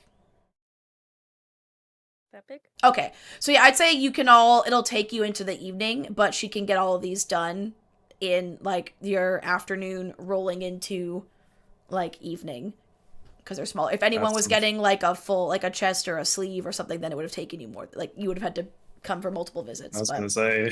Yeah. It's still very fast. I know it's still very fast. You can tell Laura. You can tell Laura has no tattoos in real life, but it's D&D. It's magic. With Question's tattoo as well. Question will come back and get hers another day. Like she'll pay the deposit now, but she'll come back and get it later. So it's 5. She did 5 tattoos. We'll say it took her like 9 hours. So it's like 9-ish p.m. When you're all said and done your tats. And your shopping was the morning. We all go home with that, like, little plastic wrap on the tattoos. There isn't, I'd say plastic, but she gives you like a cream that's magically augmented that you rub the cream on and it makes a little magical barrier. Nice. Cool. Plastic doesn't exist in D&D. Plastic is actually not great to put on your tattoo anyway. There you go. Is there anything else in the evening you want to do before you go to bed? Because it's like 9-ish p.m. So you'd have the evening. Have a stiff drink. And not think about what we're going to be doing tomorrow because it's probably going to suck. So, one night of just vibes. Vibes. Well, drinking is a good idea when you get a tattoo because you've lost blood.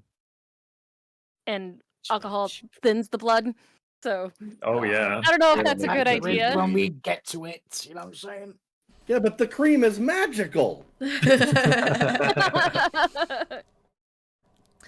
right, so you have some drinks. Those who do partake in some drinks, maybe you feel it faster than you normally would. It's like, oh hey, I need to buy less. I normally do. Sweet.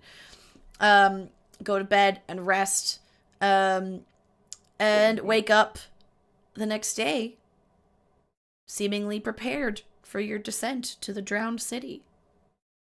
Yeah, I'm scared. I'm gonna double check my spells real quick. Dude,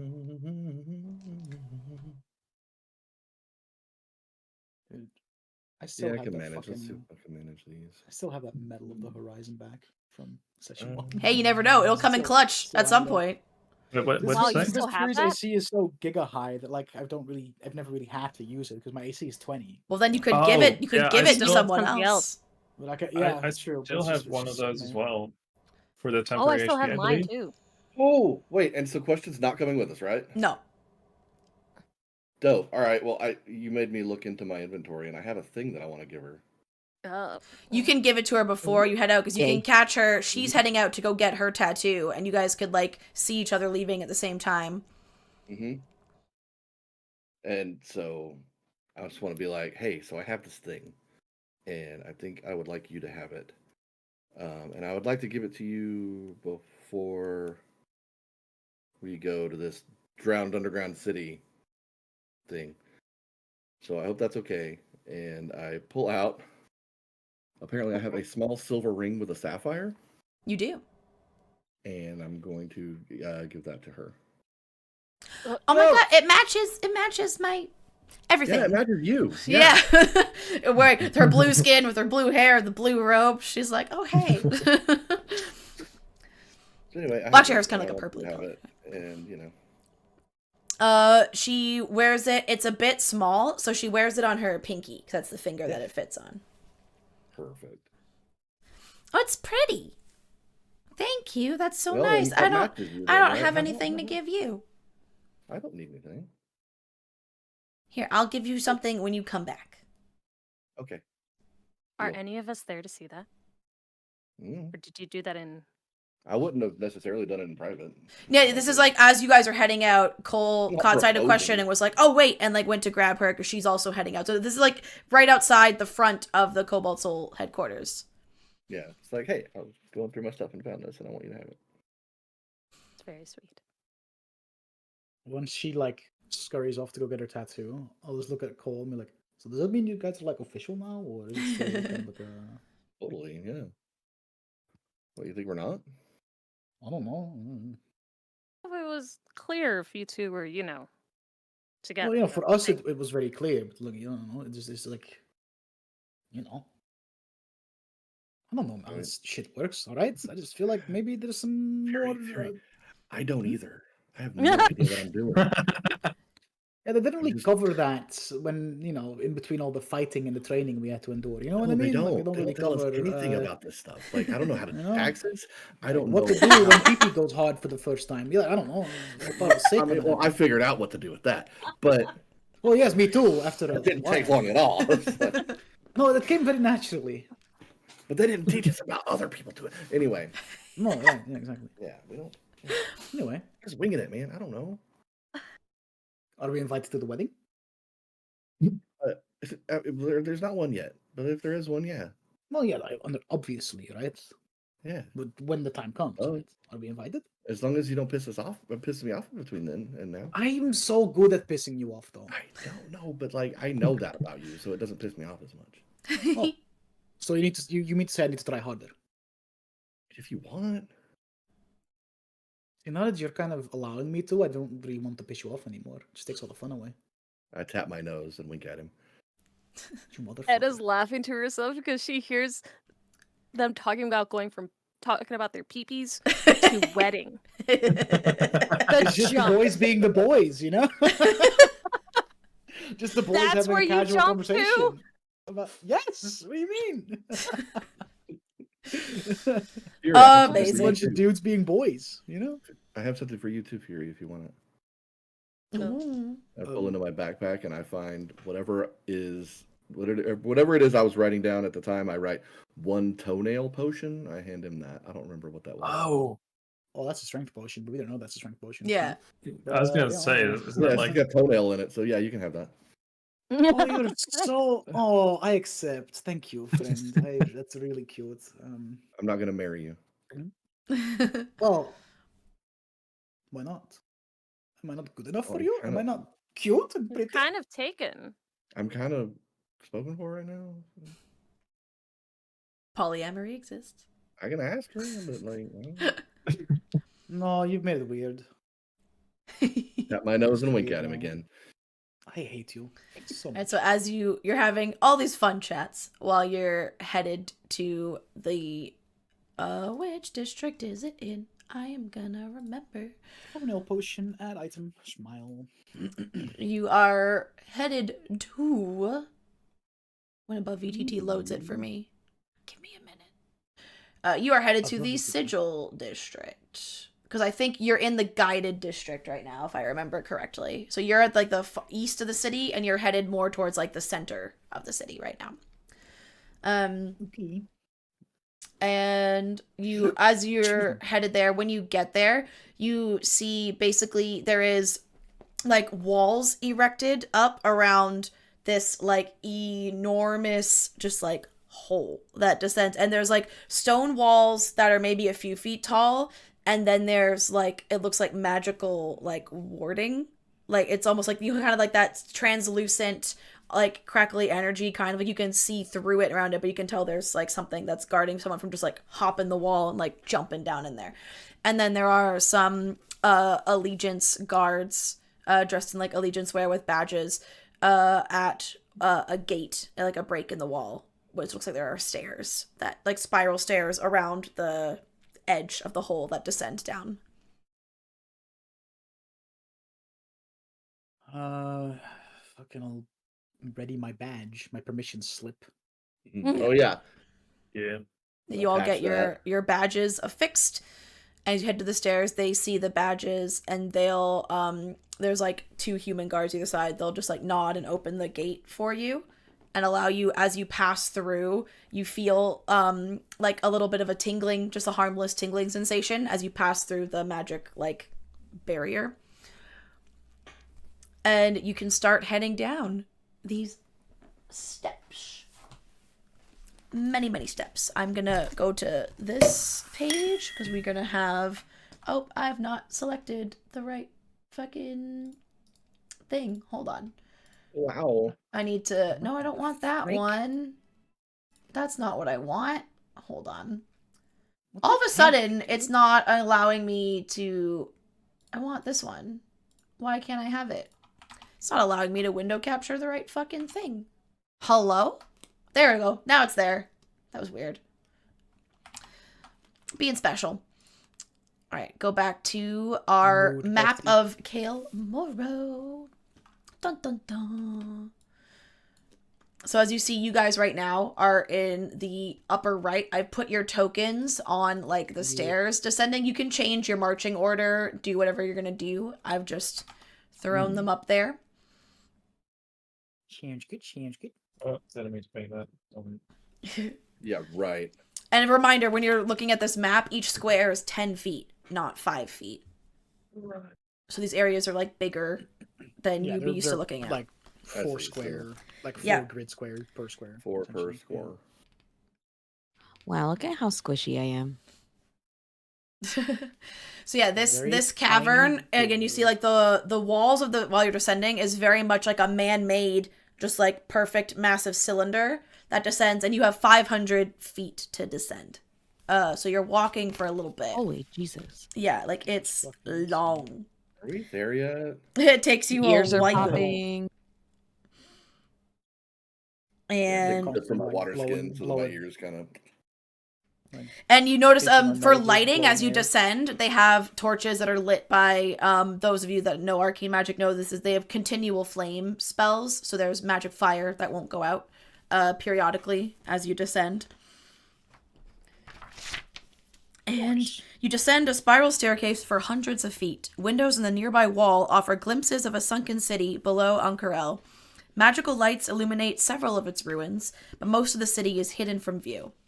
At the bottom of the staircase is a plain, windowless room containing boxes of archaeological tools and crates marked with the emblem of the Allegiance of Allsight. Not far away is a passage that leads to a stone door, also marked with the Allegiance's symbol. Leaning against the wall next to the door is an orc wearing the badge of an Allegiance of Allsight member.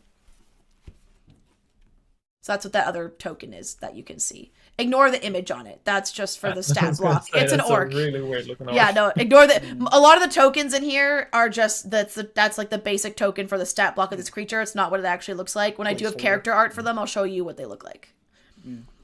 I mean, I guess we're like in the room proper now, right? He looks pretty bored. Like clearly, it's like not a ton of people come down here because they've been trying to crack down on it. So. It's like leaning on a crate and kind of like picking at something in his teeth right now. And like kind of distracted, then notices you and like snaps to attention as soon as he notices you guys. It's like, oh, Halt, are you with the Allegiance? Who goes there? And he looks like a bit nervous. I just tap the badge. And then like squints a bit. Oh, yep, great. Yeah, right this way. And when's the last time people passed through here? Just out of curiosity. Well, I mean, there's there's the core team, and they come through here, twice a day. They come in the morning, they leave at night. Other than the usuals, like people, like the last time people passed through here that you had never seen before, I suppose. The last 3 days has been pretty quiet, actually. I think they've gotten a bit more harsh on who they let in, because I've been seeing less and less people, and there's only about 5 or 6 now that we've been seeing regularly. I also just got this has only been my post for a few days. Then you're of no use to me, are you, boy? No, I'm real entry level, man. I just work here. He's like, I really hope not. Okay, fair enough. I just figured I'd ask. He will step aside and let you go further down this hallway here. Yippee! And then you go down the hallway. This is still stone, and then once you get to where those doors are, hey, above UTT, answer please. Hello, thank you. Once you see out those, it's not even really doors. It's almost like there's a hole, like an arch and a hole carved in the stone, and you see another stone pathway, and there is, it's framed by shimmering blue light. And it's kind of somewhat mimics the barrier that was up top. And you see there's like a barrier around this hallway. Like aquarium tunnels. Yeah, this airtight tunnel ends. This airtight tunnel ends before a door set into the wall of a submerged building. Above the doorway is a small stone cube inscribed with glowing blue symbols.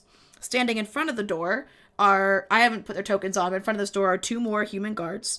Or no, one's a human, one's a halfling, wearing allegiance of Allsight apparel and badges. Verdant patches of kelp grow just outside the tunnel's shimmering walls, and colorful fish flit between the swaying strands. It is very much aquarium tunnel vibes. This magical energy has made, I believe it's 20 feet tall? Hold up. I have notes. Neri could live here. Yeah, it is 20 foot. It is 20 feet. Yeah, 20 feet tall. Magic tunnel. Yep. And the doorways are like 8 feet tall. But yeah, so 20 feet, and as you can see, 10 feet on either side, because the squares are 10 feet. And you do just see fish. The kelp is almost like pressing right up against the barrier. It doesn't seem to be taking damage or anything from it. Like, it's not like it touches it and like shies away or makes a noise. But yeah, and there's just this blue energy making this hallway. These 2 guards see you. These ones seem a bit more, like, focused on their job. They see your badges right away and will go ahead and just let you in. They don't bother to ask too many questions, say these guys anything. More experienced? Yes. Yeah. I'll ask the same question to them. Like, hey, when was the last time you let people through that weren't the regulars? Like us, for instance. Like, when's the last time? Probably about 2 weeks ago. It's been pretty recognizable members since then. We heard word that there's going to be some extra hired muscle given some of the. And the other one goes, just say it, casualties. And he goes, yeah, the casualties that have been had. I'm guessing that's what you guys are, but I don't know. It doesn't matter. You have the badge. It's not my job to question you. Sort of, yes. Yes, I mean, point us the right way and we'll kill whatever's been killing the others, you know? Alright, well, base camp's right through here. Assuming you'll talk to the head professor in there. She's the one who kind of runs this whole operation. She'll tell you, I guess, where you're needed if that's what you're here for. Sounds good. Alright, so they let you in, and what you see before you, so it's actually 3 floors, this building, and that like footprint, that map that's in that building is like the first floor, but it's the same footprint up the next 2 floors as well. The storage building has 3 floors connected by a spiral staircase. The archaeologists are using the shelf space to store journals, recovered relics, and excavation equipment. Windows warded by barriers of shimmering blue light offer views of the underwater cavern outside this structure. 3 individuals wearing allegiance of Allsight garb and badges, a tiefling, a Goliath, and a Kenku, bustle about the space, engrossed in their work. And this is what it looks like the vibe when you get in there. A Kenku. When it wants to load. Oh, it's way off-centered. Hold, I gotta... Oh my god, I love it though. So yeah, that's the Goliath and that's the Kenku in that artwork. That is what they look like. I want to play a Kenku. And as you can see, like there's just shelves and shelves and shelves of relics, kelp species, nature. Like this is Scholar's home base, and that is the Goliath, that is the Kenku, and then this is what the Tiefling looks like. This is Professor Insight. Oh, she's single. Oh, I'm in love. So these are the 3 individuals you see bustling about. The Goliath and the Kenku look like deep in conversation. Professor Insight looks to be packing up some crates, like packing up relics in like some straw and then some fabric. Like looks like she's packing up something to be transported back to the surface. And the Goliath seems to be mostly talking at the Kenku. The Kenku is usually nodding, because those of you that know about Kenkus know they only speak in mimicry. They do not say their own sentences. Every so often, the Kenku will just repeat something the Goliath has just said back to him, but it seems like that's the way that they've decided that's how he or she or they, you don't know yet, the Kenku shows that they understand, or that they've heard, and it's like their confirmation is repetition, it seems like. And Insight's back is to you at the moment, and they all seem in that very scholarly way, like they're just so absorbed in what they're doing, it's almost like they forget the outside world frequently, so they do not notice you enter. They're very fixated in their tasks. So like a nearby shelf that I can just like doof, doof, doof. Oh my god. As you do that, you see the Kenku almost like was holding an artifact, goes like almost drops it and then has to catch it and like grabs it again and looks real scared. The Kenku is jumpy. The Goliath looks at you, and Professor Insight goes, yes, hi, hello. Who are you? And then looks at the Goliath. He goes, back, it's fine, Zot, Scribble, I've got this, just go back to, yeah. And comes over to you and goes, so who, you have the badges, who are you? Right to the point, all right. She has a look like there are bags under her eyes, that she looks like physically she hasn't slept maybe for a while, but it doesn't look like from stress. It almost, you get the vibe, she's just so excited about the work, like that she's just like forgotten to sleep. Oh, poor girl. Yeah, we're sent here by the Cobalt Soul. We got entrance through them. Right.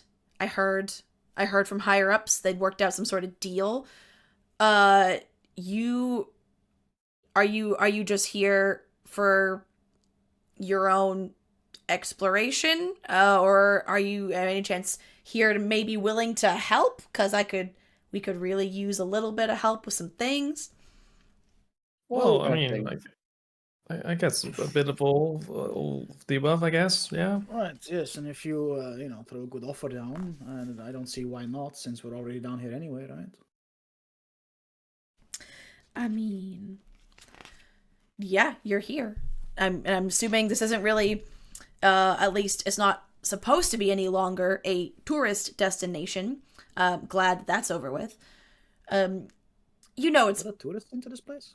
I mean, they weren't intentionally, but there were people who were getting access, claiming to be here for scholarly reasons, or they were working members of the city and, safety, infrastructure, blah, but really they were just here to like say they were here. And it's like, oh my God, underground city, so exciting. And just isn't not the point. And she almost starts to just like ramble and devolve. It's almost like Orion-esque in that she's just going to keep talking, but getting more and more annoyed at like the type of people who are interrupting her work. Raise my hand up and just go, you're waffling, but yes, okay. I do that. Yeah. Yeah, I do that. So annoying when people do that. I mean, yeah, we have a friend that does the same thing. He just keeps jammering on and on and on about shit nobody fucking asked about. But you get used to it. Really? Who do you mean? You asshole! What? No, I don't waffle. I mean, sometimes I have a tendency of maybe talking a little bit much, but like it's not like I'm while he's talking too much, right? I'll look at Professor Insight. We all just look at Professor Insight. Yeah, we look at the Professor like, there it is. Yep, perfect example. There it is. There it is. You know what? It happens. It happens to the best of us. Well, I mean, I'm not going to say make yourself at home, because this is not your home. Everything in here, immeasurable value. Please be careful. Don't touch anything unless you ask first, but feel free to look around. And if you could maybe just, and she looks like she's kind of like battling with herself about how, like, what do I ask? How much do I tell you? Kind of thing. And goes, if you could just help with, the hostile population, some of the creatures down here. I know we're in their space. Like, the city has been taken over, but we mean no harm. We're just trying to look around. Anyway, there's just some creatures here that definitely have been causing problems. So if you happen to take care of any of them, let me know. That'd be real great. What kind of you creatures? say they're? Yeah, would you say they're animals or are they something else? Oh, I mean, they're mostly creatures. It's not like there's people. I mean, there's a lot of them are very intelligent creatures, very sentient. In fact, there's one particularly terrifying aboleth causing some problems. Yeah, that's the usual reaction. We've been down here a while. You get pretty used to it. It just seems like a very, oh, hey, strangers, we just met for the first time. Want to go kill this fucking aboleth real quick? I'm not saying kill it. I mean, like, it's more the other stuff. Maybe there's, like, swarms of carnivorous fish. There's some, like sharkfish people things. Just, just stuff. People things. Yeah, I don't know. I'm not a biologist. I'm a historian. That's not my job.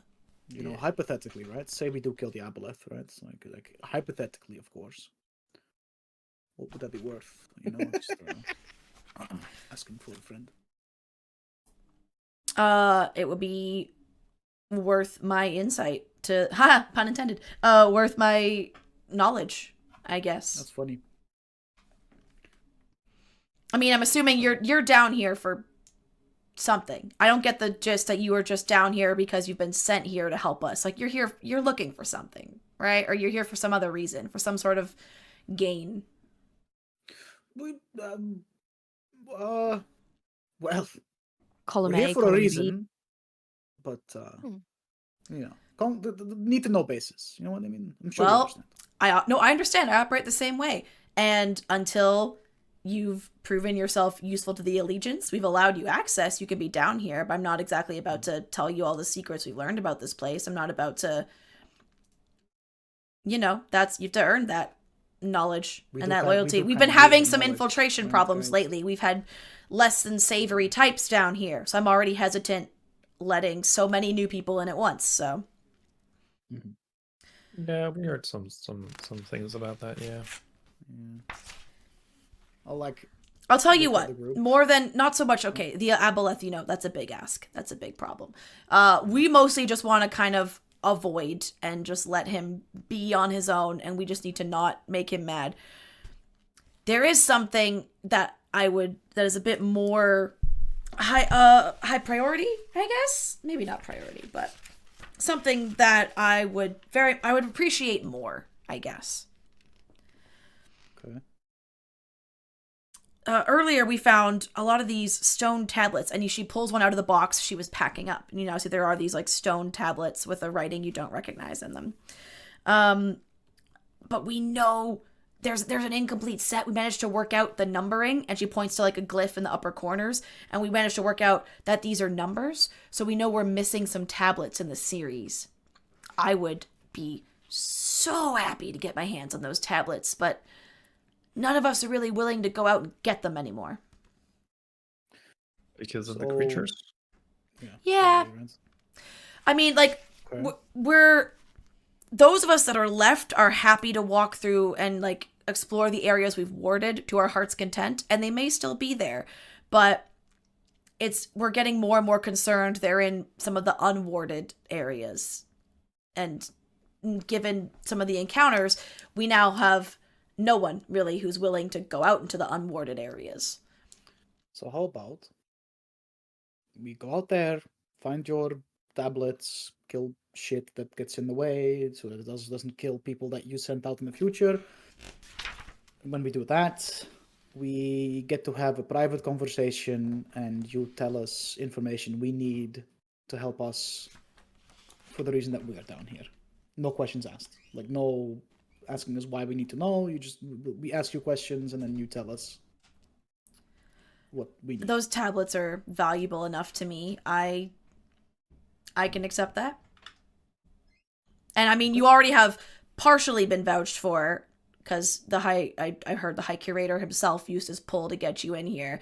So yeah, we're like really good friends. But you never know. You can't be too careful, right? I mean, especially given the fact that people are literally smuggling artifacts and dangerous substances out of here. We can't be too careful, so... Yeah, I would never do that. You see, I'm also the champion of the arena, by the way. So, like, I wouldn't do that. I don't want to tarnish my reputation in the city, right? You know, oh, was that recently? Did that happen? And you realize she has probably not been upped in the surface for a while. Like a week ago, maybe now, or something. Like a week, maybe. Oh shit! Oh, maybe I should. Oh, it's been a while. I wonder if I should. Have you been down here this entire time? Not the entire time. You sure? What year is it? No, I'm kidding. I probably should go, like, see some sunlight, though. Probably soon. Yeah, not a bad shout. You know? Or in a desert. There's no grass. I'm sure you have a park in the city where there's grass. Somehow. I mean, we do, but, I mean, here we usually say touch sand. You know, you're not from here. I'm not from anywhere, really. Okay, well... Like I said, she'll spend a bit of time going over what those tablets look like with you, so you get to learn, because obviously there'll be other just, like, stone things, but you can recognize, like, the kind of writing, and, like, how the stone feels, so if you know what they look like, if you come across any in your travels. And of course, if you need a place to stay while you're down here, like, if you're staying overnight, we have some cots on the 3rd floor, you're welcome to, if you ever need, or even just need a nap, welcome to them. If one of us is using them, though, do not, especially if Scribble is sleeping, do not wake her. And Scribble points at the Kenku. Do not wake her up. She gets very cranky when you wake her from her nap. She seems pretty jumpy. A cranky Kenku. Yeah, she also probably could use a break. I might have to, maybe we'll go up together and take a break at some point. She could use some surface time, you know? Yeah, so that's Scribble, and then that's Zot, points to the Goliath. That means silly in certain parts of the Netherlands. Smile. Really? Yeah. That's funny. He's just silly, goofy but yeah, 2nd floor, more relics. 3rd floor is kind of like living space. Not really living space. It's just more like, it's the bio break space. It's like there's food, there's water, there's beds. It's like, hey, you need to do the things that make you a person. Like, go do them up there. So we don't have to go up 500 feet every time, you know? When's the last time you slept? Just out of curiosity. I don't know. Maybe 36 hours-ish. As you say that, she has like a big yawn. I need some of that, because if she can manage to be awake for that long while still being this hyperactive, that must be some good stuff, you know? It is the adrenaline of science and discovery, my friend. And then she goes back to packing her boxes. Briar is in love. She is. Love a nerd. We love nerds in this household. Plus, she's so cute. Hello. I have a crush. All right. Why are fictional characters? I know, right? It's true, actually. Let's go kill some shit and find some tablets. Wait. Are you leaving? There's obviously another door at the other end on the 1st floor. Are you looking around here at all, or are you headed right to the corridor? Oh, I think Fury is kind of in this like, fuck it, let's go kind of. Yeah. Okay. Dilly dally, but if others want to dilly dally, Fury will just kind of lean against the wall and wait for them to get ready. In that case, you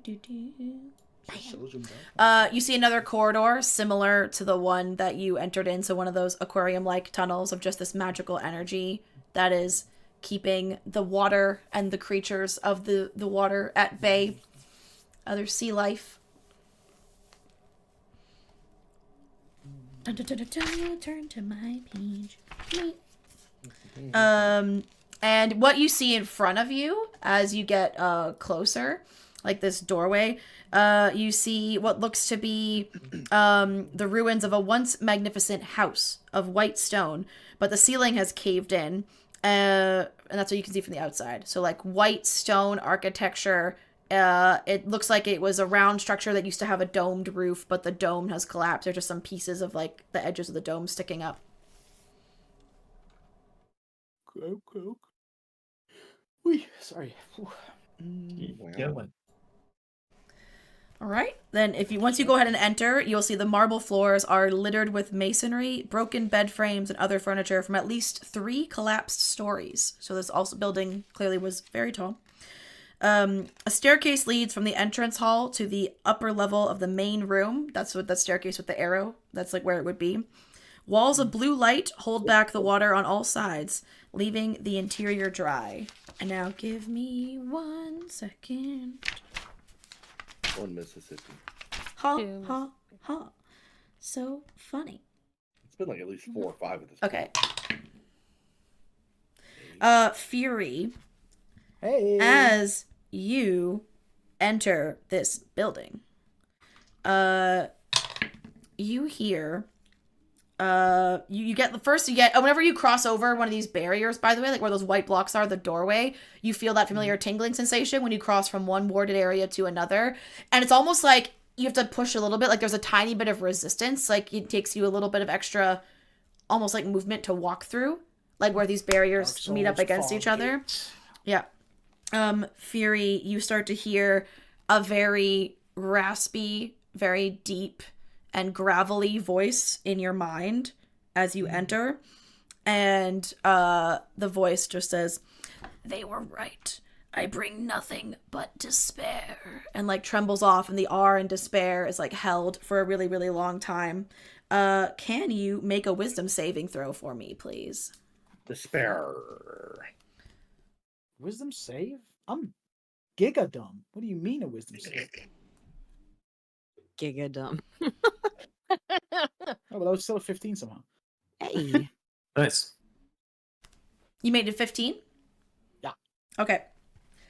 Cool. So yeah, you just hear When that. the You point hear that happens, by the voice. way, Fury will just kind of look around. No one else hears it. What the fuck? You all right? Hello? You good? What was Yeah, that? What's up?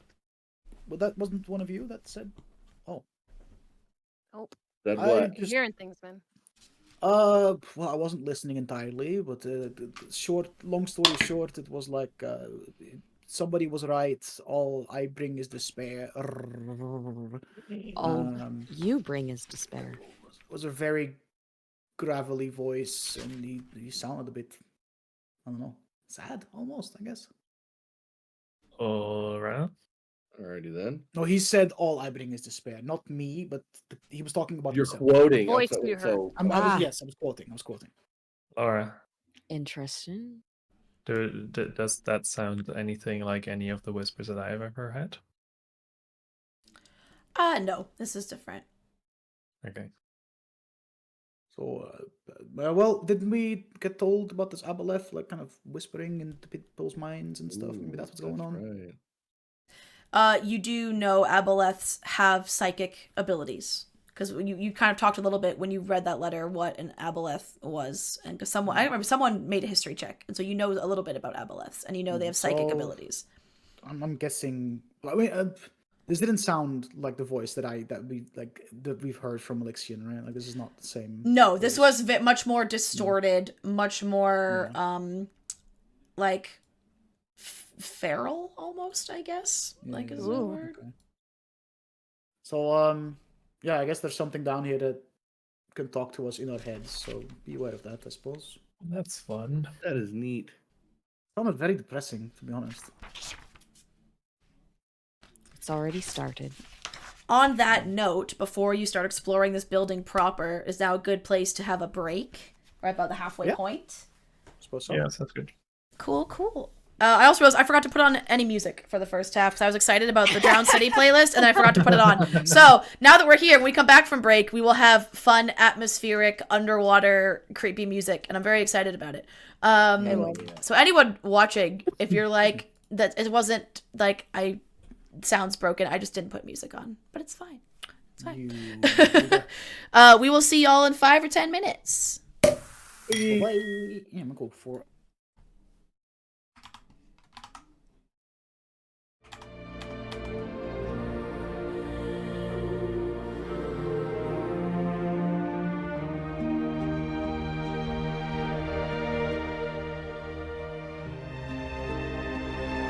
Okie dokie.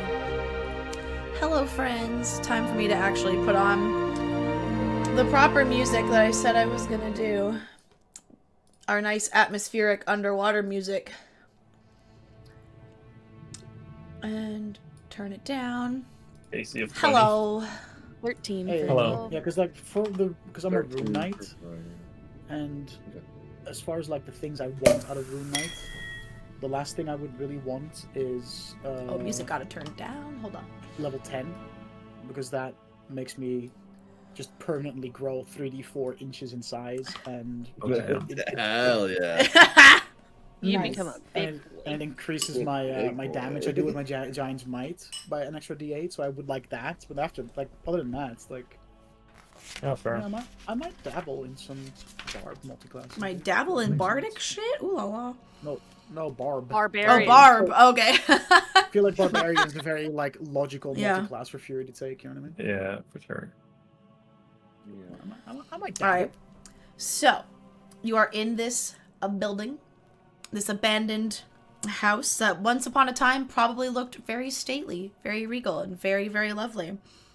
Now it is an empty husk, and it looks like it's already been picked fairly clean. Obviously, it's warded, so you know the Allegiants have been here, and it's right close to their base camp, so presumably it has been pretty thoroughly looked over. And there are other parts of it that you can access. If I go up to my map. Exciting. This and this is also part of this building. So the stairs will go up to these other levels. Yeah, have a look see, and It's been picked pretty clean already. Yep. I guess on the left is where it continues. Yeah, it looks like. Okay, here's where it continues. Yeah.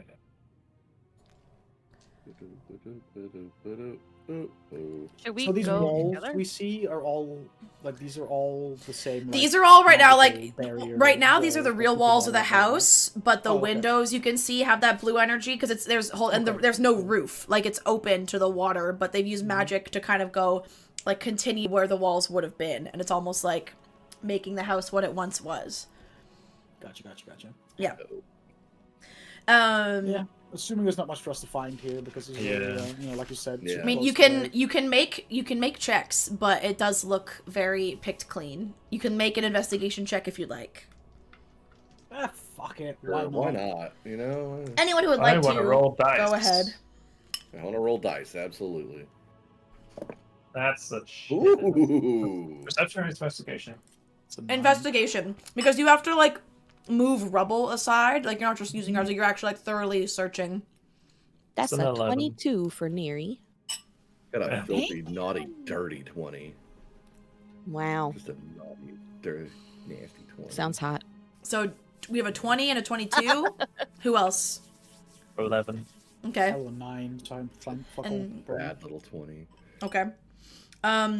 Neri, you, while looking in like that other smaller round area, under a few pieces of rubble that you guess were not moved too carefully, you do find a tattered but looks to be still usable a spell scroll.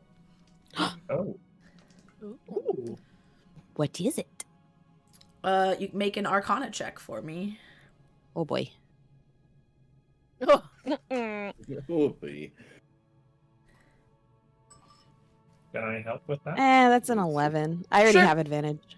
Or can I? Can I also have a look at it? Unless you want to make The a magic, check. Yeah, if you show it to the group and you're like, anyone know what this does? Yeah, I'll show it to the resident wizard. For some reason, I have advanced on Arcana checks. For some reason. I don't know why I do either. How much? 23. Yeah. You remember some of the writing and the symbols on this spell scroll look to be... Like, you think what it actually happened now is this is a modern spell scroll that someone dropped here when they were searching. Maybe it fell out of their, like, bag of scrolls. Because it's not written in an older language. It doesn't look like those tablets. And you also notice a lot of the symbols on it look similar to those teleportation tablets that you use to get out of the fuck you fort. Ooh. It is a spell scroll of teleport. Ooh, that's now that. Well, there you go, Neri or Fury. I just called you my own character's name. Yeah, what's going on, Fury? That sounds like it could be useful. Yeah, I think so. So this is a scroll of teleport. Well, there's only... Well, I guess we don't know yet. We won't know until we try to use it for the second time that Fury's won't work. That what one? Your water breathing potion. You only have one use of it. You don't know shit. Oh, my tattoo. Right, that's what I'm saying. We don't know that yet. We'll just see. Yeah, that's true. Yeah, that's true.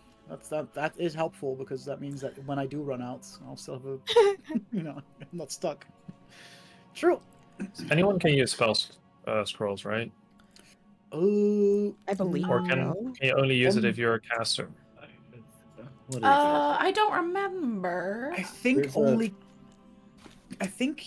caster classes can. Yeah. Yeah, and I think if the spell is on your class's spell list, the chance of you successfully... The general rule is anyone who can read a language can read the spell scroll and attempt to activate it. Okay. If the spell is on your class's spell list, you can read the scroll and cast a spell without any material components, otherwise it's unintelligible. Requires the spell's normal casting time. If the spell is on your class's spell list but of a higher level than you normally cast, you must make an ability check to determine whether you can cast it successfully. So yeah, it needs to be a spell that your class could normally cast, even if it's our higher best chance level. of success would be if Orion uses it, because I'm pretty sure teleport's on the wizard spell. Yeah, I was gonna say, yeah. What level spell is it? I will tell you momentarily. I think it's level 9,000. Because I can only cast up to 3rd level spells right now. It just means you have to make an ability check then if it's above 3rd level. Yeah. Teleport's a 7th level spell. So Wait, what? 7th level. Yeah, 7th level conjuration. I will never be able to cast that in this campaign. Normally. So the DC would be 17 because it's 10 plus the spell's level. So you'd have to make a DC 17, whatever your ability is to cast it. Gotcha. That's doable. That's doable, yeah. That's like a 9 I need to roll, I think. Yeah, that's I mean, shit. Would it be like... Wait, would it be plus my modifier or my spell? Oh, plus my modifier, right? Your spellcasting modifier. You're right. Okay, then I need a 13. No, 14. Yikes. Anyway. Doable. Challenging, but Yeah. doable. Yeah. Yeah, that is Neri is the only one who finds anything while you're investigating this picked over former house. Because Neri is so good and useful, guys. Pog. Yeah. I try. You All see right, that the well, wards let's, continue continue, I guess. onto another magical hallway has been made. Magical hallway.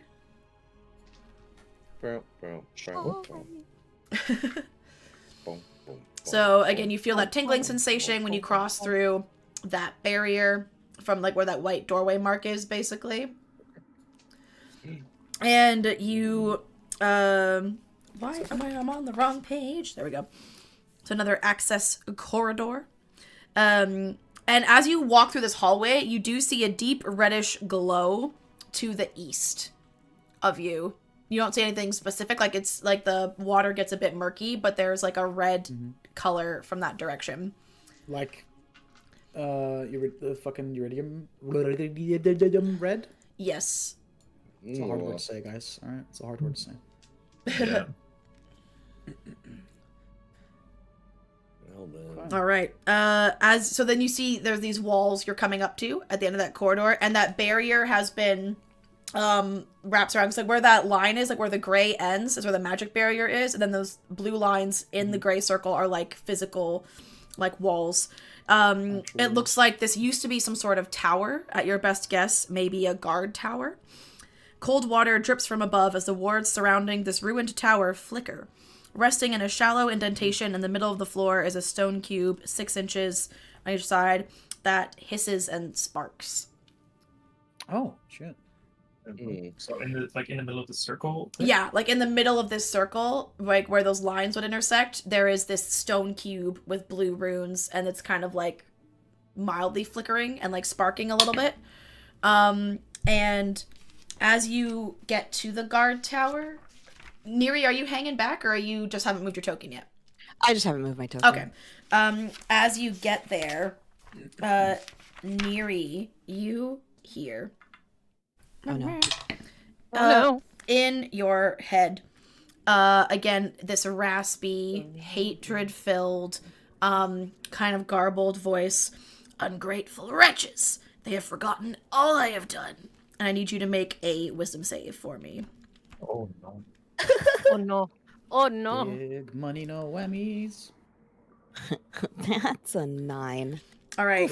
As Yeah, you she's hear on this things. voice, it like deeply unsettles you, and it kind of like sits itself in the back of your mind. And it's one of those like whenever you're not thinking about something else, it just like you almost like replay this phrase. It's like you keep thinking back on it. You have disadvantage on intelligence checks and intelligence saves until I say otherwise. Oh, You. I'm Until so I dumb say now. Welcome to the club, baby! Where did I put my pen? My pen is gone. Have you checked the last place you looked at? Found it. It's fine. Yep, it was in the last place you looked at. Okay. Can I don't know, make an Arcana check or something on Are the you cube? physically looking at this cube, Orion? Yes. I cast guidance. Okay. God damn it. Does Ryan look like he's doing Does anything? it look like he's doing Can something? can I like look at the cube, see what's going on with that thing? Yep. Make an Arcana or a History check, your choice. Oh, that's gonna be Arcana for sure, because I don't think I have +9 on history. You got a +9 on Arcana? Fuck. Yeah. He is a wizard. Plus guidance, you said? Plus 1d4, baby! That is 27. Okay. Hell yeah. As you look at it sparking, you notice the blue of the light being given off, and the kind of like the way the energy is sparking off of it is reminiscent of the crackling and the way the energy occasionally like is visible, moves around in these wards that are keeping the water at bay. And you also remember seeing another cube. It wasn't flickering like this, but a cube with the same runes, the same light when you entered the base camp. There was one outside the base camp building. So basically, those cubes keep the water and stuff away, and That is like, your best guess and what the evidence suggests.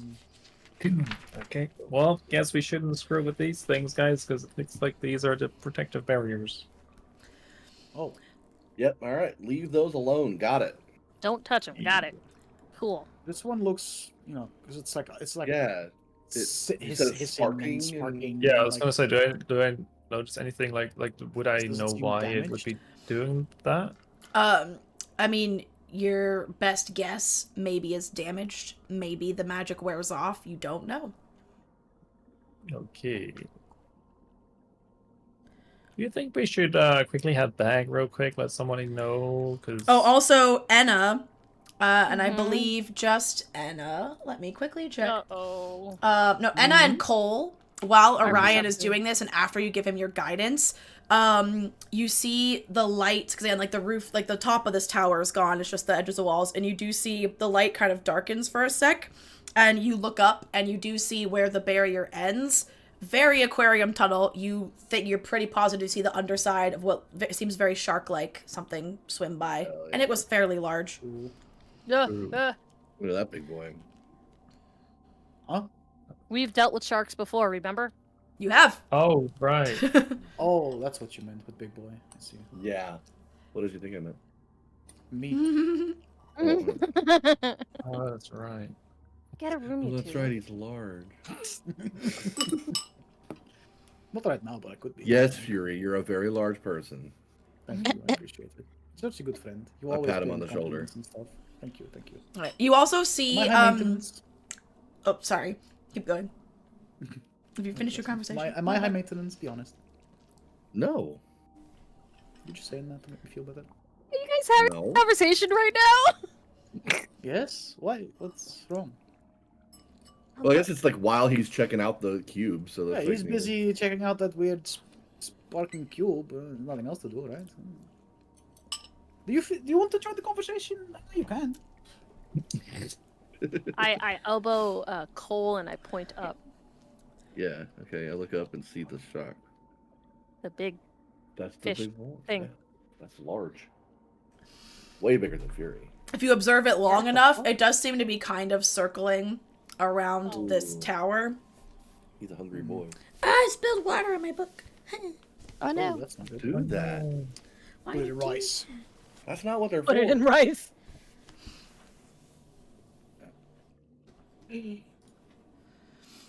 Right. So once you finish, you also see to the west, like through the barrier ends, you also see walls of another structure, but it is not in the warded area. I've revealed you can kind of see them, those lines in the door. There's like another building. Check that out so badly, bro. God. Can I just touch the barrier? Like, does my hand reach through, or is like yeah, a when you put it, physical your barrier hand we reaches through. Again, you feel resistance and you feel like a tingling sensation, like wash over your hand as it goes through. But you can put your hand out and there's water. Okay. So The water's a little bit chilly. Hear me out, right? We're looking for these tablets. These people, like, it would make sense for those tablets to be in places, and I'm using my brain and it's hurting, so please.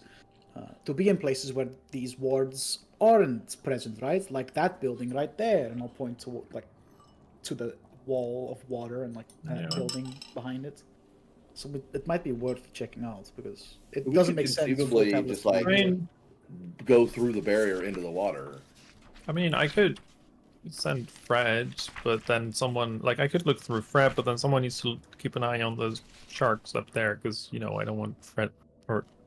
So yeah, and I can't see the sharks myself if I'm looking through Fred's eyes. So anyone who would like to can make an intelligence check when looking at the walls that you can see there. yes, I'm just. I'll check my not doing that. I'm just not doing that. Smile. Sure. Why is my cursor gone? That's a 17. Just straight That's an intelligence, 8. right? My cursor is there. We go. I found it. My cursor had disappeared from my computer for some reason, but it's fine. All right. Who rolled what? Straight intelligence, right? Yeah, just straight intelligence. 17. Ooh. 18. Damn, you're so smart. The more you look at the walls and the nature, they're definitely not as nice. Like they're not these white marble stone of the house you just left, and they're not the same stone as the guard tower. And then you also see on the ground, you see what looks like maybe the remnants of a sign reminiscent of the signs that would hang over doors of taverns. And this looks like a bit more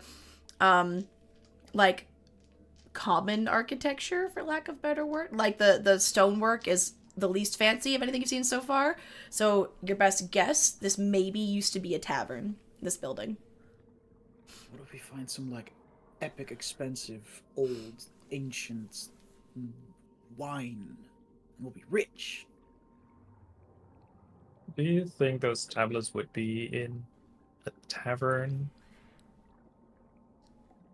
Seems like it's something that would not really be there. Oh, the other thing, as you look, what you thought before was coming from somewhere else, the longer you look at it, and you're distracted by the red glow from your east coming, and you thought it was just more of that reflecting, but you look, and there's actually a different glow, the color is off. It's more of a yellow-orange coming from, so it looks like there's something that is lit up on the inside.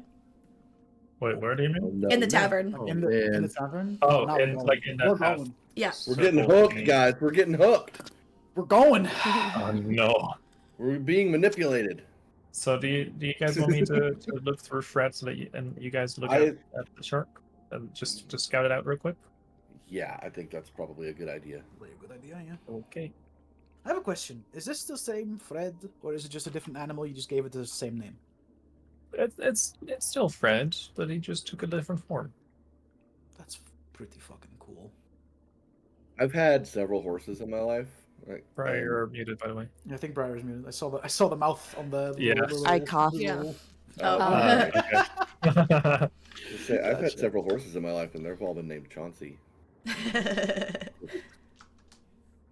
That's interesting. All right, let's do this, but keep an eye on the sharks, okay? I don't want Fred to be hurt like this. He will Or not in be any other way. food on our watch. Don't worry. Yeah. Right. Got this. All right. I'll use Fred to see what that glow is, and I'll send him into the water, and I'll look through his eyes. All right. If Fred goes in there, so what he sees is cracked stone tiles and fields of kelp surrounding a submerged building with light emanating from its interior through a hole in the wall. If he goes up, he can see a figure inside, and as he goes inside the tavern, he sees a blue-skinned, elvish-looking individual, but this elf has the suggestion of gills as well, and her fingers, like hands, are slightly webbed. And she has long white hair. Hard to see exactly what she's doing because he is a crab, he is small, and she is standing behind a bar, so you can only see kind of like upper part. He's an otter. Oh, he's an otter, he's not a crab. Yeah. So she looks to be standing behind what used to be the bar of the tavern, and seems to be just kind of like doing things are like polishing glasses that aren't there. Like checking on like drink tankers or things that I've definitely seen better days. That's a bit scary. And the light that you see, there's continual flame spells, much like the ones in the corridors, but in here, even though there's water, because it's magical fire, the water isn't putting it out, so it's really disorienting, because there's like fire burning in water.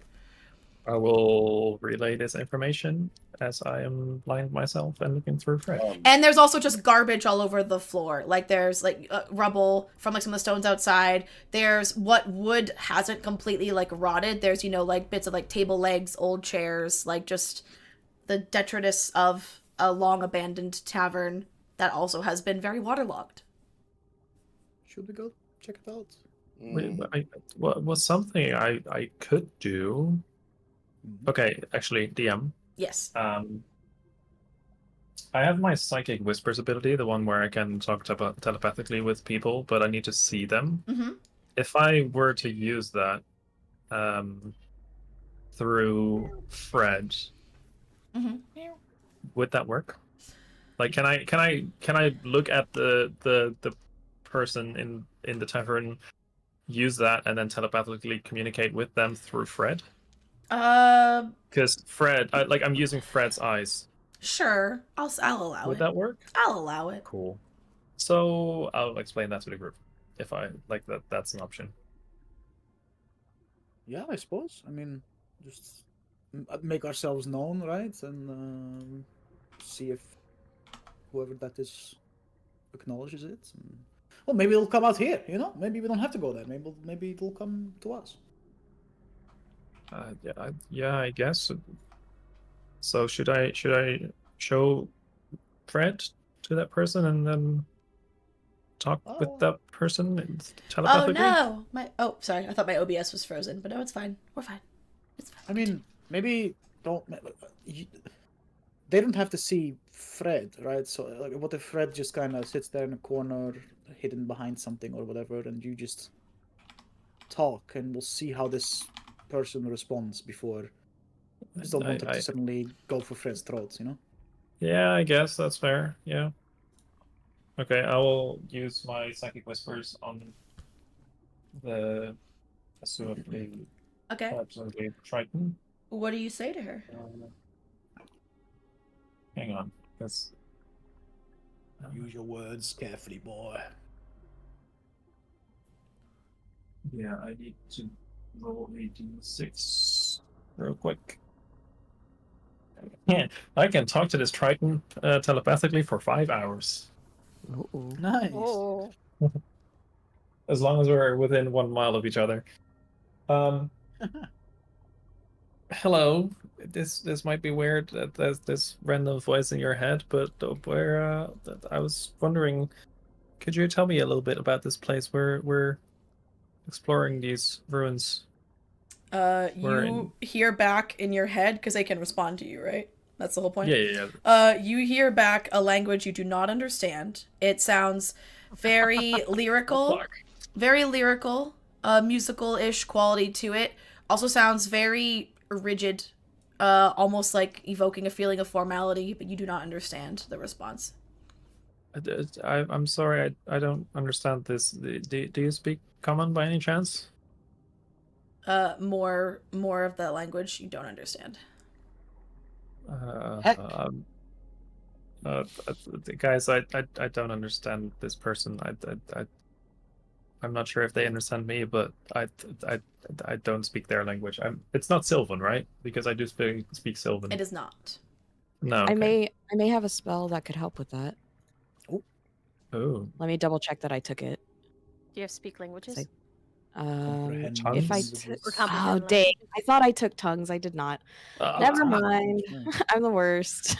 I mean, any idea what languages is? Like, do you recognize certain? Do I? Anything?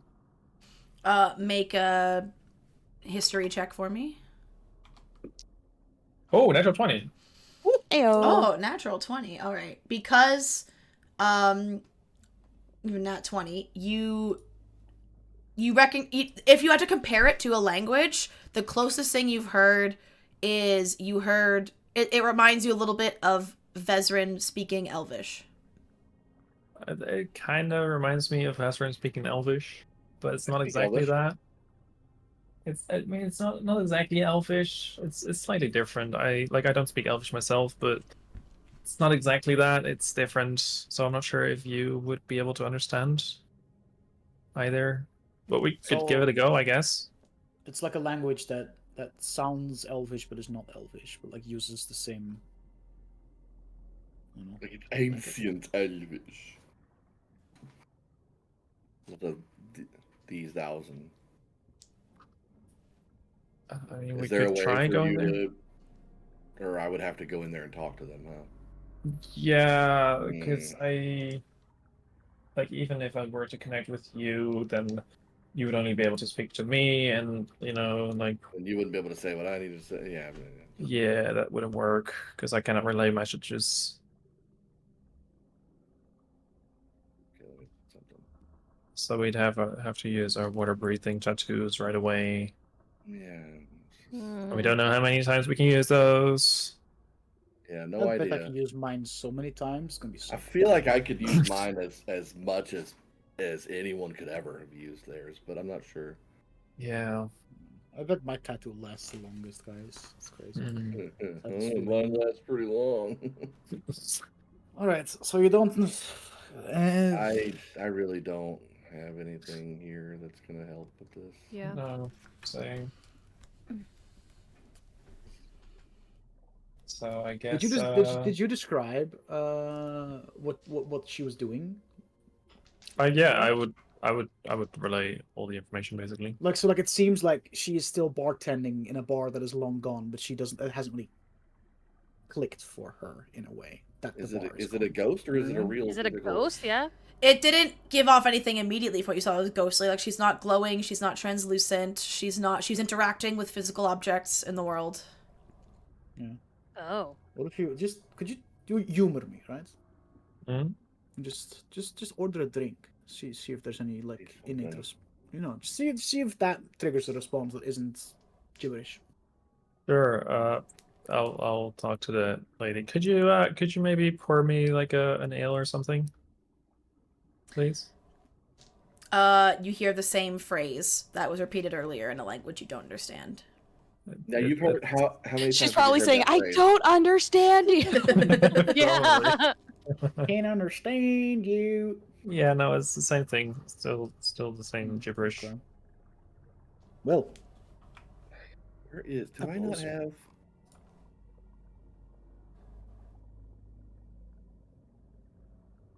I guess it wouldn't matter.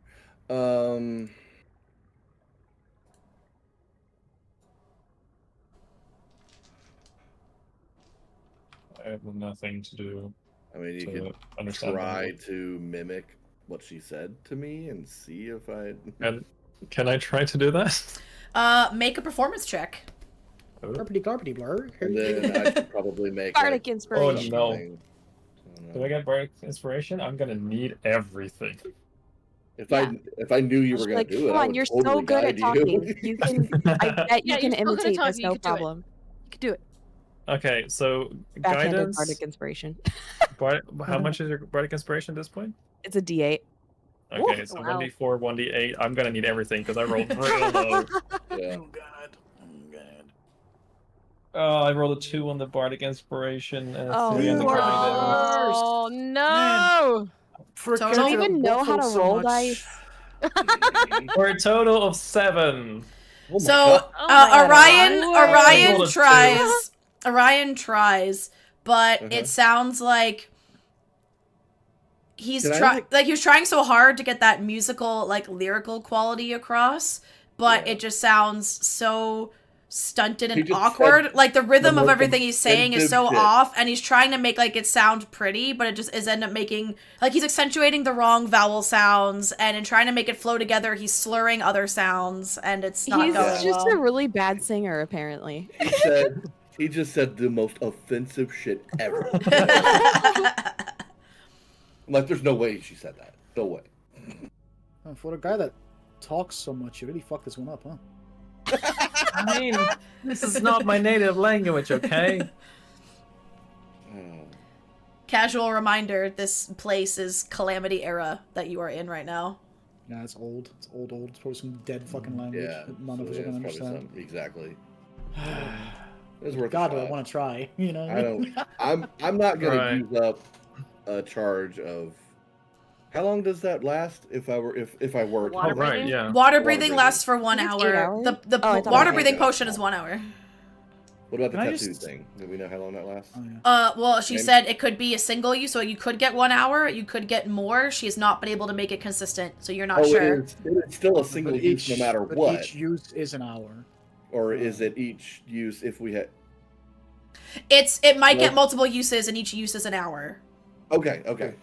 So, like, if you are still in water when the hour ends and it has more uses, then it will start another one. But if you're out of water, then it stops. And if you have more, then the next time you're submerged in water. Okay. Yeah, I think I'm going to save that. This isn't... I'm going to just try something really dumb. We just got here. There's no way I'm not gonna use the answer to what we're looking for is here. No, but I'm curious. I'm gonna try something, right? I can hold my breath for a couple of minutes. I'm just quickly gonna. Holding your breath is the minutes of your Constitution mod. It's 1 minute plus your Con modifier. You can hold your breath, right? Yeah. So what's your Con modifier? So I just quickly go. I can swim across, open the door, poke my head in, reveal myself, see if there's a response there. If Maybe she have still them come over. Yeah, exactly. If she still does the same stuff and and still goes all.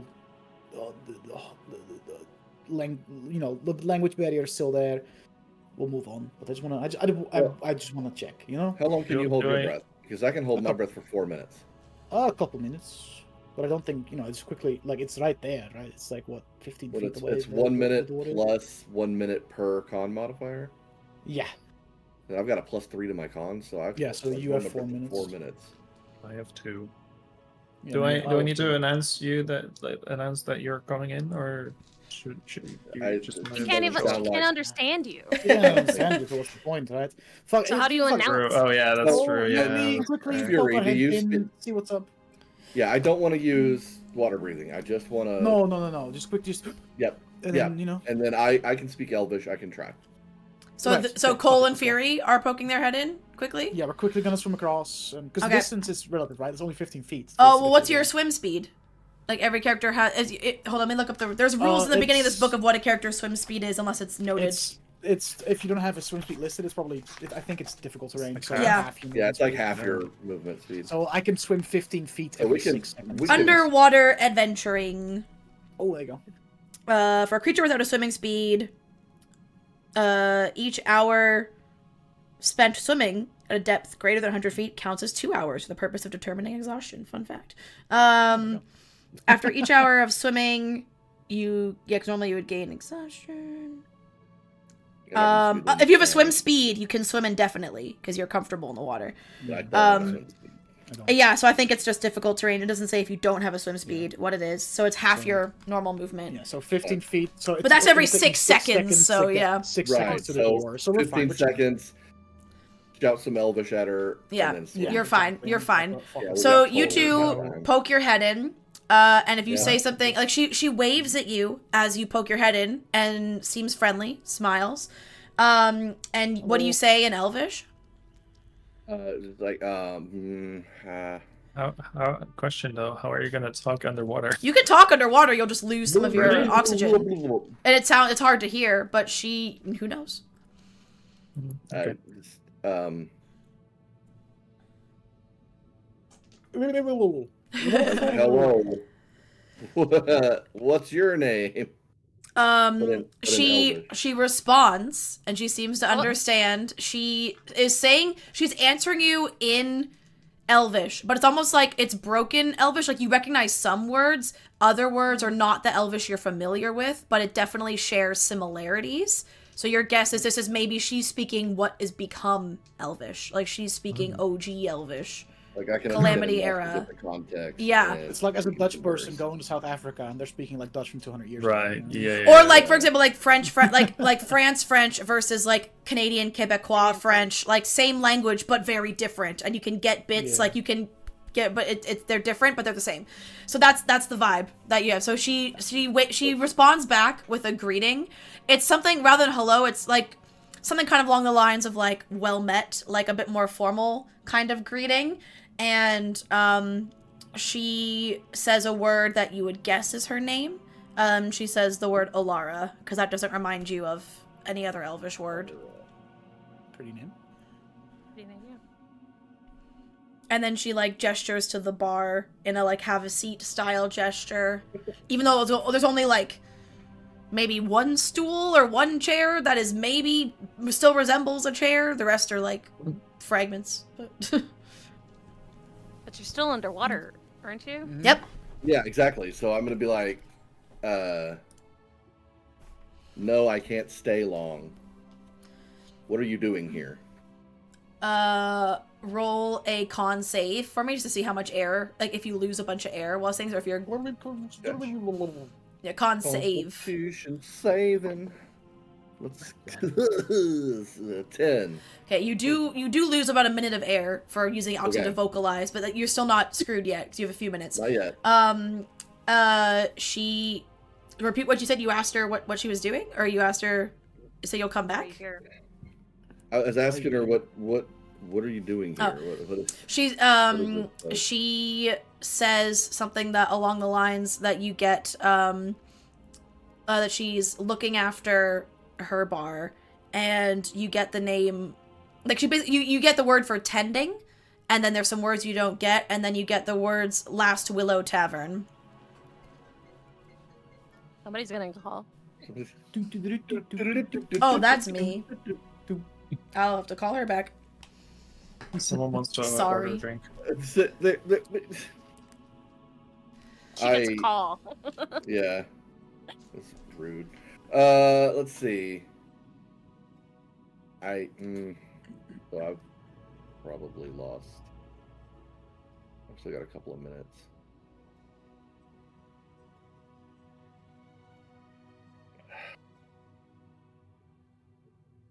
How long since your last customer?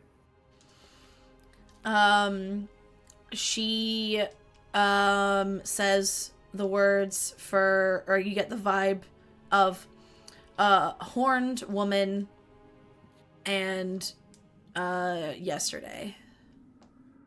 Oh, fucking insights? Or, she has been more there? Yeah. Interesting. Okay.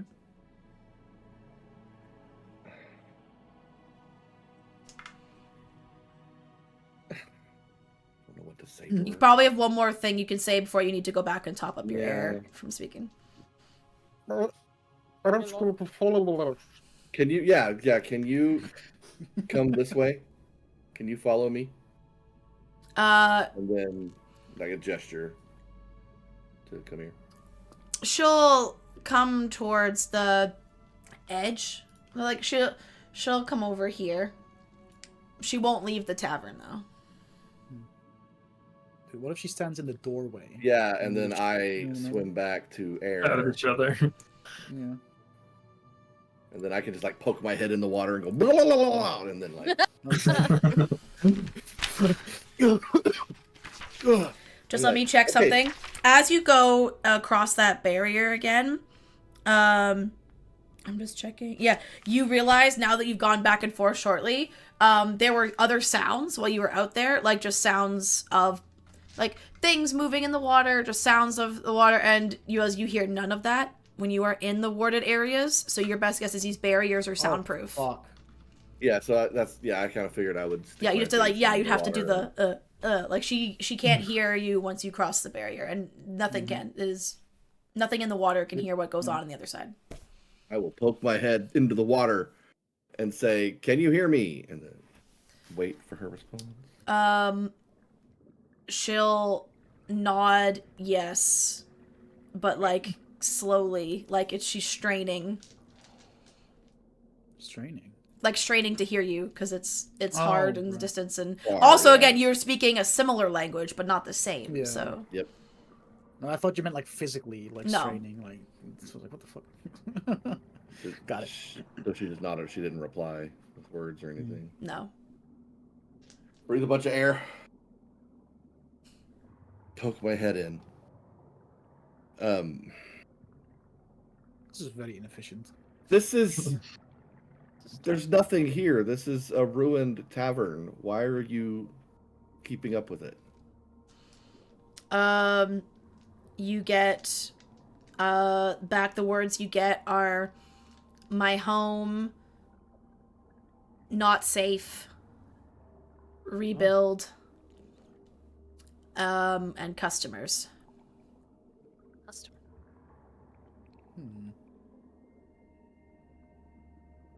I was like, I wonder if she has any like hers. Put my head back in the water. Do you sell anything besides alcohol? Like, do you just serve drinks? She will leave, go back inside, and momentarily return holding like a chest, and the chest has some bottles. Breathing potions? Hell no.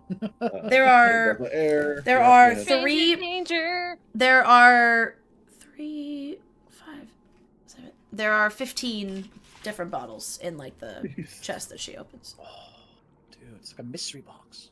Yeah, it's like a grab bag, like when you order a sampler. Oh my god, we're buying everything. Well, okay, so bring breath of air. Stick my face in. What's that? The 3 of the bottles that are the fanciest looking bottles, she says the word for wine. The other bottles she says medicine, and then for 2 other bottles says hero.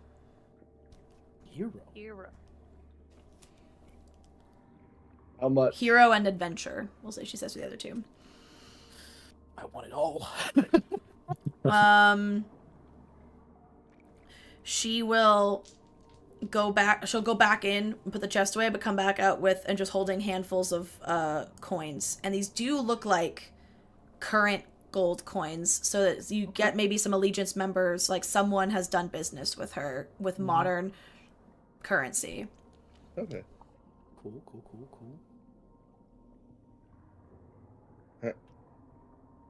So how much for those things? She'll do the wine bottles. For the wine, she says 50. For the medicine, she says 50. And for the hero bottles, she says 300. 300. Yeah, I don't have that, chat. Quite a lot. A lot. I don't have that money. I mean, I do have that money, but Dude, actually, do I? Hang on. I spent all my money on tattoos and diamonds. And diamonds. For dying. I mean, I still have. I can buy one of those. Dude, fuck it for the lads, for the boys. What, one of the 300 ones? Yeah. You want to go half season? Wait, how much? Wait, so 10 platinum is 100 gold, right? Yes. Yes. Yeah. So just 1 platinum gold. So I have 28 plat and 37 gold, so I have plenty. Yeah. To buy at least one of those. Almost 600 gold. Yeah, I spent so much. I'll chip in. I'm curious as all hells, so I'm down to chip in just to see what it is. You know, don't have to. Yeah, I'm curious too. I gotta hold on. Want to go half seas on that potion then? Yeah, why not? Okay. Okay. So I'll. By the way, I would have pulled Fred back at this point. He would have been back with us. Okay. Yeah, I'll. You want the hero one? Gold. Yes. Okay. I poke my head and say, 1 hero potion, please. She will make the exchange. Yeah, and and then I hand them, or they can stick their hands out there with the money. Yeah. Yeah. I like the idea of just each of you with 150 gold. Just so you have one through the barrier. One mystery potion. Mystery potion. All right. I gave you that. Do an Arcana check on that. To use. Okay. I mean, do you want it or do I take it? Well, I'd like to know what it is first. Is that what it is? Yeah. Right? So I mean, I can identify it, but it would cost one of the pearls, one of the 3 pearls. Well, just use the one that I bought you, so it doesn't hurt as much. Okay. Yeah, then I guess I'll cast Identify on the potion. Okay, Takes so make sure to 10 minutes. consume, the pearl. It is a potion of heroism. You gain 10 temporary hit points that last for 1 hour, and you have the effect of the Bless spell on you. That's really good. Wow. Nice. And when you open it to identify it, like you just kind of like uncork it kind of vibe, or like to look, and it is a blue color and it steams a little bit, and the bottle is slightly warm to the touch. Potion of heroism are fucking good shit. That's nice. So you can add a potion of heroism to whoever's carrying that inventory. So it's a potion of heroism, and it does this and this and this. Do you want it or do you want to take it? I guess who's most likely to get beat up, right? It's probably you, I guess. Yeah, but then again, I'm pretty well built, so Yeah, but like I don't get hit no offense, very but much. You are pretty squishy, right? So maybe. I guess that's true. That's true. I guess. Yeah. I guess I can. I guess we'll just see when the situation arises. We'll see who's in more need of it, right? Like it's not that big of a deal. And they can quaff it. You can carry it for now. I mean, maybe we can just throw it on the ground and just lick it up, because that's how potions work apparently these days. Stupidest, dumbest thing I've ever heard, and you should be ashamed of yourself for even suggesting it. Would you do that? Baldur's Gate. Works that way in Baldur's Gate. Oh. Baldur's Gate, you can chuck potions at people and like it splatters on them and it still heals them and shit. So yeah, it's so not how it works in D&D, y'all. It is kind of funny to just nail someone in the head with a potion and it heals them. Yeah. Good hey, you absorb it through your skin, I guess. Yeah. Apparently that's how it works. You can. That's literally how. Right? You gotta translate it somehow. She mastered the art of standing still. I have to answer a text message, but I'm still listening. She mastered the art of. I mastered the art of standing still. Yeah. Yeah, that's basically how I got through honor mode without using a cleric or any other healing device. Yeah, you have the golden dice, right? Fucking show off. I do. You can carry it for now, and if we get to a point where I'm on death's door, maybe toss it my way, you know? Okay. Alright. Don't say I never give you anything. I never said that. You've never given him anything. It looks like she can say that. Weird. Right. Okay. So, Okay. do we I'm back. need anything else, or are we gonna continue now? Yeah, I know we're good. My curiosity has been satisfied. I'll put it that way. I say thank you and wave goodbye to her, and she will when it's clear you're done, she like very quickly goes back inside her tavern. She's not like being outside of the walls, it seems. She was very twitchy, very nervous. Guys, I think we did it. I think this is officially the strangest campaign's thing done. I've ever done. Oh, we will also. We're done. Also, I will say quickly. This is the strangest thing I've ever done. Quickly, like bit of retcon, but also so that way like Cole's tattoo doesn't trigger. Just for that, we'll say the Hestenia told you have to like consciously trigger the tattoo, like just like mentally. You just have to think about like activating it, so to speak, so that it'll go when you want it to. Like yeah. Like you have to use a charge. Right? Yeah, exactly. Yeah, you have to consciously summon. You have to consciously summon the energy of the tattoo. Yeah. Cool beans. All right. Well, that was cool, right? That was pretty cool. Yeah, that was cool. interesting. All I right, haven't used my Eldritch in a while, so yeah, that was actually good. Let's go then. Let's continue. Oh, so we ride south. Keep on trucking, brother. You know what time it is. Anyone else feel a little sad for her? Like seemingly kind of stuck Yeah, in because she's just stuck in there alone. Yeah. She seems cool about it. I don't know. That's true. I wouldn't want to be stuck there, but you know. I saw that, Laura K. I was supposed. It was. Yeah. I checked that everything else was hidden, and it unhid them, and I'm pissed. I don't know what you're talking about. You saw nothing. You didn't no see shit. I don't about. know what you're talking about. Okay. No clue. I feel like there's this weird circular room I'm going to want to investigate. Well, so I unhid it because you can see from the outside, like, those walls, right? Like, you can see as you walk past the warded, like, little hallway that the Allegiance has made, you see the walls of two more round structures. And this building that you're coming up to looks fairly large. Like, probably the biggest one you've seen yet. The building you're coming up to. Okay. And again, still lit by those continual flame spells. This building is crumbling. Like, you can see full-on holes in the one, like that round one you passed. You can see breaches in the walls. The square part you're coming up to looks like it's a bit more intact. And yeah, there's another one of these doorways where two barriers kind of meet up.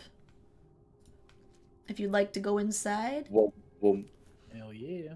Yeah. Okie dokie. So you, which one is this on my map? Which number? Okay, cool.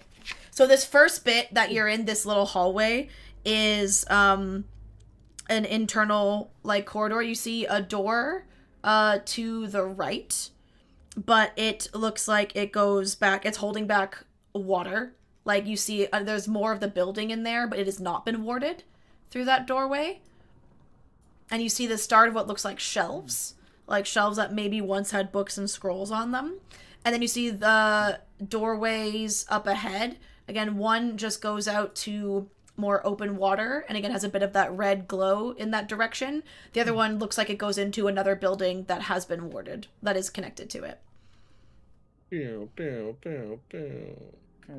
Well, building that has and then through this one that you can see the glow, you now see the building that the glow is coming from, because it says that you can see it through here. You can see a building that has this glow coming from it that looks to be like, obviously you can't see that whole internal structure, but I should have just showed the wall. But it gives very like temple vibes. It has these columns around it that you see around religious buildings. It has like larger windows that maybe once had designs in them, like maybe stained glass reminiscent. Like, it feels temple-esque. Neat. And then this north is just another room, huh? Nothing special up there. Shut up. I wonder what could be behind all that that black. Jim very comfortable in the knowledge that there's nothing weird here. Should we check maybe this place? Because we're looking for... We want to? These... Oh, yeah. Well, we're looking for tablets, so it makes more sense for them to be in places where there we are haven't shelves wandered. and some. I can send in Fred again to scout around. Yeah, good call. So where are you sending Fred? Guy. South, right? In the south. Southern. Okay. Southern room, yeah. Fred's going down in here. Open that up for you. You can just open up this little gap too. That is room. Okay. So Fred goes down there and he does see there are lots of broken tablets around on the ground with writing, and the detritus of this place with the shelves, the tablets, gives the vibe of maybe this was a library once upon a time. What were once polished marble shelves are now coral-encrusted ruins overgrown with kelp. The shattered remains of a circular glass window gives off flashes of reddish light, and you now can see the reddish light is again coming from that eastern direction. Right. And it also seems like he's looking in this. There's also like a room that kind of seems to extend back in this corner, like the walls extend, but he's only kind of looking in the square room right now. Yeah. Can I take a closer look at those tablets if they're of any interest? Like, are they like through Fred? Yeah. Like, are they similar to the tablets that the Professor Insight? that they were? Yeah. What Professor Insight was collecting? Let me check. Make an intelligence check for me.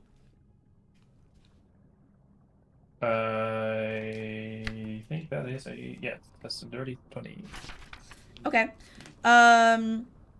They're definitely like they're made from the same era because they're the same shape, and like similar writing style. They do look like the text is maybe laid out a bit differently than the ones she was looking at. So it seems like this might have been the common style of recording information at the time, but it might not be. And you don't see that number. She mentioned they were numbered in the top right corner. You don't see an icon in the top right corner. So it looks like these tablets in general was the style of information recording at the time of this city. Yeah. And there doesn't say they're not here, but the ones that Fred is quickly looking at don't seem to be identical, but similar to the ones that she's looking for. Okay. Yeah, so there are some tablets, but they're not the ones we were looking for. No. Anything But else that might be interesting?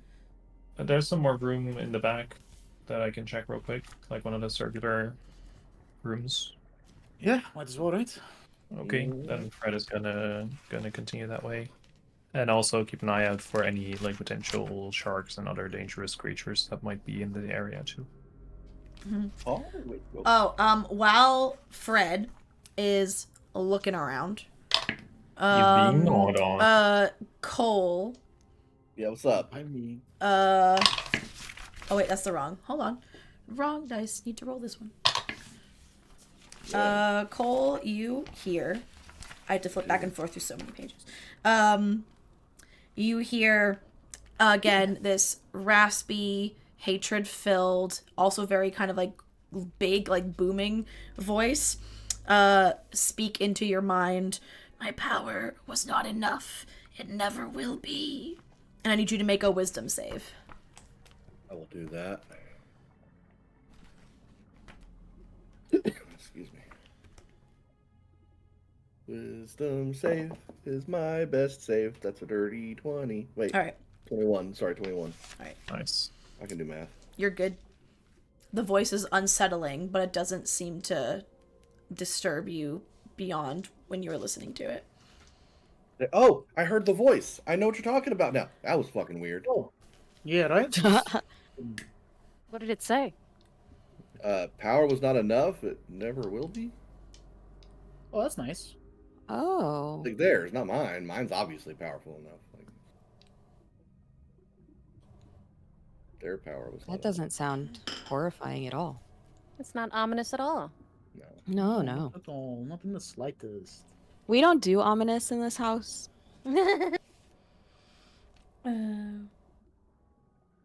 So, is there anything else in that circular room down in bottom left? So he's looking around. He sees some more tablets. There are. Can he make an investigation check, Fred? Would that be my investigation then? I don't think so. I'm looking through him. How does it normally work? because he's the one physically interacting with the environment. Like that'd be perception, I would think is used, but investigation involves like often like a physical component. What his little pobs can do. Yeah. Okay. He does have a good sniffer, maybe. He do have a good sniffer. Let me see, because there's a stat block for others. Let me check. Well, I'll give you. If you want, you can use perception with your stats, and he's just swimming around and looking. If you want him to physically interact with anything, then it would have to be investigation. Can I use his perception? Because his perception is +3. His eyes are better than mine. Sure. 12. All right. Again, it's kind of similar. There's more tablets, and yeah, just lots of pieces of tablets. Some whole, like there's just a lot. And again, he doesn't really know what would stick out. He doesn't really know what you're really looking for. It just kind of looks like more of the same. Okay. Oh wait, let me check something. Well, it doesn't look like there's anything interesting in those areas. Just more of the same. Okay, that's disappointing.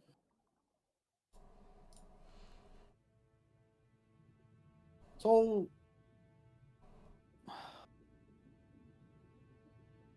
there is this temple area though, with like there's a lot of red glow coming from it. Yeah, red glow usually means bad news, though, right? Yeah, I'd rather not send Fred that way. Yeah. Let's I mean, know that's there. That's good. But, well, it's mind. From hang on, just a quick like refresher. The stuff we know about Ruidium is that it only affects people on touch, right?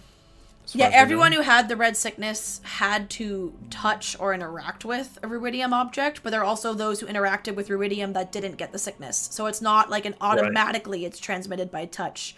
It's just that definitely has to be a component. Right, so there's not been any cases where they were affected without touching. No, they've always had to physically interact with Ruidium to catch it. Right.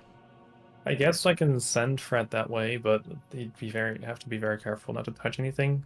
I don't know how I feel about that. Like, if I feel like that's something, I don't know. I mean, up to you. We can have a look, right? See if there's anything. Yeah, I want to go, but my thing is, it's just like I feel like if ominous red glow, like if we go look there, I feel like that's something we all go or none of us go. You know what I mean? Yep, I guess. And, you know, Fred is part of the team, right? In a way. Yes. Fred's definitely not replaceable. True. Okay, so I guess I'll just get him back then? Yeah, I mean, what do you guys think? I could try and send Bernie in there. Because Bernie is just as much... He's just as much part of the team as Fred. But he's just magic. Yeah. So he's not like he's not a familiar, right? Like. Okay, that's fair, I guess. Bernie is physically on fire. Wouldn't he just become steamy? It's magical fire. Okay. I have no idea how any of that works, so I'll take your word for it. He summoned him. He goes into the water. Just to hear like this, like this dissipates into steam. Death stream. Yeah. Like a tea kettle. I don't know. Can you communicate with them though from a distance? No. So you, No. or like see through his eyes, so you wouldn't be able to see anything that's there. I wouldn't be able to. We could also just keep exploring here, and we always know that in the back of our minds, we have that weird room that glows red to check out whenever we want to. That's true. Maybe if we run into someone, we can ask them if they know anything about it. Yep. Yeah, I say we get a lay of the land where we can. Oh, yeah, we could and not take too many risks now. That's okay. And maybe we can talk to Professor Insight. Yeah. Sounds good. Idea. All right. Let's north first. There's definitely nothing in any of these rooms that could fuck us up. Right. No, So you go north, and you enter Mandalorian. the Mandalorian. Yeah, sure. Make sure I'm about to read the right part. This is A. Okay. So also this room has magical barriers of the keeping it out, hence why it is nice and dry. Even though this magically illuminated room has been drained of water, the smell of rotting, waterlogged wood fills the air. Bookshelves lining the walls are filled with tomes and scrolls that have been turned to mush by centuries of submersion. A female elf is sifting through the room's detritus, seeming exasperated. Standing near her, but looking in your direction, is a 10-foot-tall construct, its bipedal form made of metal, stone, and wood. Here is a picture of the female elf for your reference. Triton. There you go. And it seems like, obviously, there's some damage to her clothes. That's like ruidium, right? No, that's blood. That's just blood. That's just blood. So she's just bleeding, guys. Fine. So she clearly has had, like, a conflict with something. And, yeah, seems to be searching for something, and the construct is just kind of, like, looking at you, but standing nearby. So, at best guess, like, a bodyguard type of vibe. Fucking shield guardian, boys. Yep. As you enter the shield, the like creature thing will like tap the elf on the shoulder. She'll turn around and look at you, see the badges, and go, "Whatever you're here for, I don't have time for it. I'm busy." And then we'll go back to searching, and just seems to have like hyper focus, like hyper fixation on what she is searching for. That's crazy. Does anyone here remember asking? Yeah. Oh. Ignores you. Doesn't bother turning around. Are you okay? You look kind of bloody. Yeah, clearly I'm fine. I've been great. In fact, I love having torn clothes and fluid leaking from my body. Keep searching. Saying this like not even looking at you. If someone else lead the conversation, cool. I will break her neck. I'm gonna cast Healing Word on her. One of the wounds, like, or a few of them, will close up. Looks at you with very confused suspicion, and you get the vibe this is not someone used to receiving kindness or something for nothing. And turns to you and goes, no. That was 7 points if it matters. All right. Looks at you. What do you want? What was that for? You looked injured. That's what I do. Well, thanks. And it goes back to looking and feels real confused. Do you mind if we look in here too?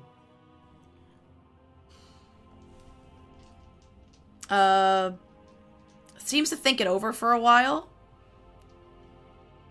I mean, I guess I don't own this place. And we're all here for the allegiance, so go for it. You haven't seen any tablets around, have you? I mean, that's what I'm looking for. There's a ton in that room over there. Yeah, they're all broken, though.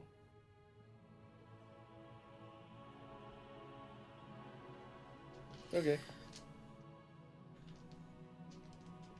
I guess we'll let you go do your thing then. Can I roll an insight check on? Yeah, go for it. She's like, thank God. 21. Nice. You will see, like, some of the red went away after the healing words and wounds closed up. It was weird, but you'll notice as did that, she went and like kind of pulled a sleeve down, and you do notice that some of the red that is still there, it is not the red markings in blood. There are some markings of early rubidium poisoning on her arm. No. Did we know if it's contagious? There's been mixed reports whether it is or isn't, and you also, I will say, with that high of a roll, you do see there is a chain, like of some sort of amulet or necklace that is being worn under her clothes. So not making a knot toward the amulet or chain or whatever up top. And the general sketchy behavior makes you remember, oh yeah, we did learn that there is some sort of double agent at some point was down here. Or still is.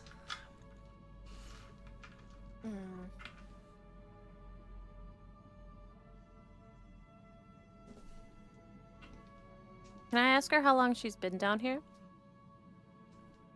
Yeah, again, a lot of the conversation she answers while, like, not looking at you, just because she's so intent on what she is doing. I'm just confirming. I'm pretty sure I know the answer, but I'm confirming before I give you incorrect information. Where the heck is the thing? Why? I literally read it earlier, and now it's gone. Haha, I found it. Oh. Yeah, alright, she's like, 3 days. I'm gonna roll insight again to see if she's telling the truth. Go ahead.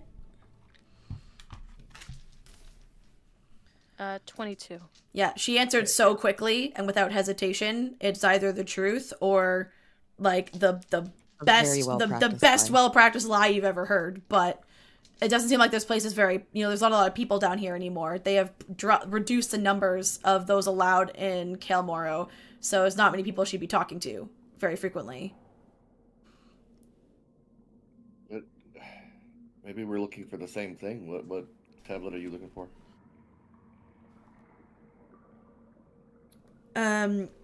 Says, like, looks at you. And, like, you can tell, like, and looks at some of her wounds that healed up and tells she feels like maybe I should, like, reciprocate something, but, then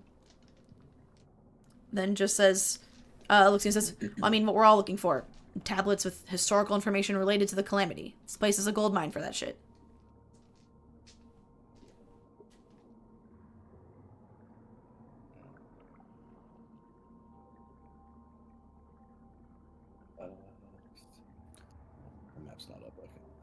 Oh, I can put the map back up if you want it. Yeah. I get the sense that this one doesn't really socialize a lot, Yeah. There's just a certain lack of,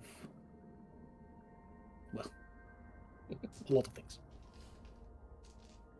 Have you, I point to the doors to the north. Have you been in there, in those rooms yet? Not yet. Trying to avoid it if possible. I kind of ran out of my water breathing supplies a while ago, so I'm kind of stuck to these areas for now until I go back and top up. Gotcha. What's on the far end of the room over there? Is that a wall where you... It's an entrance to, like, another part of the library. Like, there's another section. Because I can't remember, was there an effect from the ruidium poisoning? Yes. Other than, like, visibly it was a rash, which is what you said. And it said there was, like, stages to it, from what they know, that was described. So the rash was the first stage. After that, it's, like, their veins become more visible and, like, bright crimson and tend to pulse. After that, it was blisters and boils on the skin. And eventually, like, only I think one case was seen where someone had almost like the crystal-like protrusions on their body, like ruidium's raw form itself. But I mean, was there any impact on their emotions? Yes, it heightens negative emotions, and a lot of them also had extreme fatigue. Okay. So where did you well, how long have you been afflicted? I mean, only Enna caught that, I think. And I don't know if Enna's whispered it to me. And of course, I thought. Yeah, I did the perception check on her. No, it was an insight check that Enna had that saw her hiding it, because she quickly then made a point to hide it, but you caught her hiding it in the act of pulling down her sleeve. Oh, I thought somebody brought it up before already. That you noticed that there was after the wounds were healed that there was still red shit there, and that's how we decided. That's because she was like injured enough that there are still some wounds too. That looks like that the healing word was not enough to bring her back to full. Yeah. Yeah. No, I missed it. All good. All good. Ignore me. Have we the big guy? Have we interacted with the big guy? Nope, he's just been standing there watching you the whole time, other than when he alerted the elf to your presence. Have you been much further in? Is there any specific places we should avoid? Just the whole eastern side of the city is fucked. Just fucking, I mean, there's that aboleth that moves around, there's sharks, there's swarms of pissed off fish, there's just shit, man. That's pretty intense. Sounds like we know where to go, huh, guys? Yeah. Yeah. Have you, has anyone that, by your knowledge, checked out that, I don't know, that temple-looking building close to here? It has, like, the red glow coming out of it. You see, like, her teeth kind of clench a little bit, like, she looks pissed. It's like, yeah, they cut off access to that place a fucking hot minute. I think there was some rubidium concentration in there, and then after all the shit they found out about it, they're trying to limit exposure. Well, I mean, that makes sense to me. I feel like that's a good idea. Pretty smart, really. So we shouldn't go there. It's just what we're saying. You do what you want. I'm not your mom. That's true. Thank the gods you're not. Oh. Doesn't react, doesn't care. Are these like actual physical doors on these round rooms, or no? All these white barriers are kind of like gaps, or like where you can go through the barriers. They're not. Some of them are actual doors. Some of them not. They're more just to mark like where you can go. But that one is, yeah. There's like a door, but you see like the barrier kind of like isn't halfway through the door, and there's water on the other side. Yeah. Can I see inside there, or am I gonna have to open the door to do that? Oh no, it's just open. Like there's, it's just open to your eye line. And what you see, that's this one.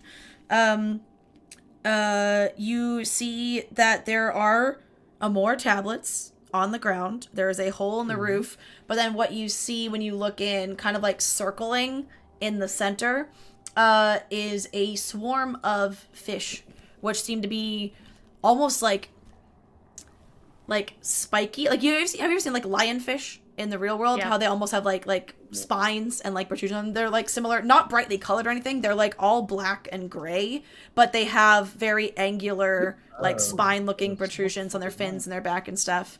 And they're just kind of circling in, you know how the way like schools of fish do, where they're staying in one place, but they're in like a ball and they're kind of just like keep changing positions with each other. They're just doing that. Can I? Wait, no. Fish are the closest thing we have to aliens, man. I swear to God. Yeah. The shit that's at the bottom of the ocean? Oh my god, yeah. Fish are fucking weird. Terrifying. Were you doing something around? Going fishing, boys. Does Cole relay this information about the fish and stuff? Yeah, absolutely. Okay, in that case, I'll... Hey, there's some weird fish in here. Huh? As you're doing that, the elf's like, I wouldn't mess with them. They're fuckers. Oh, they're fuckers? Oh, damn. Okay. I'll go up there. Can I use speak with small beasts? Did they count as small beasts? I think smaller beasts? Yeah. I mean, no, they do not. Oh. Well. Smaller, yes. Beasts, no. Oh! There's some fishy going on here. Guys, get it. Hold on, I can give you... Oh, I think this is a thing above VTT can do. Hold on, let me see if this works. Does it work? I can click send image to game log, and I think you should be able to click that most recent thing and click it and see an image of like what these things look like. They also almost have this murky, like almost like shadow or smoke or fog that trails behind them. Fucking... Oh shit! Okay. This is they look messy. They look these like ain't natural fish, man.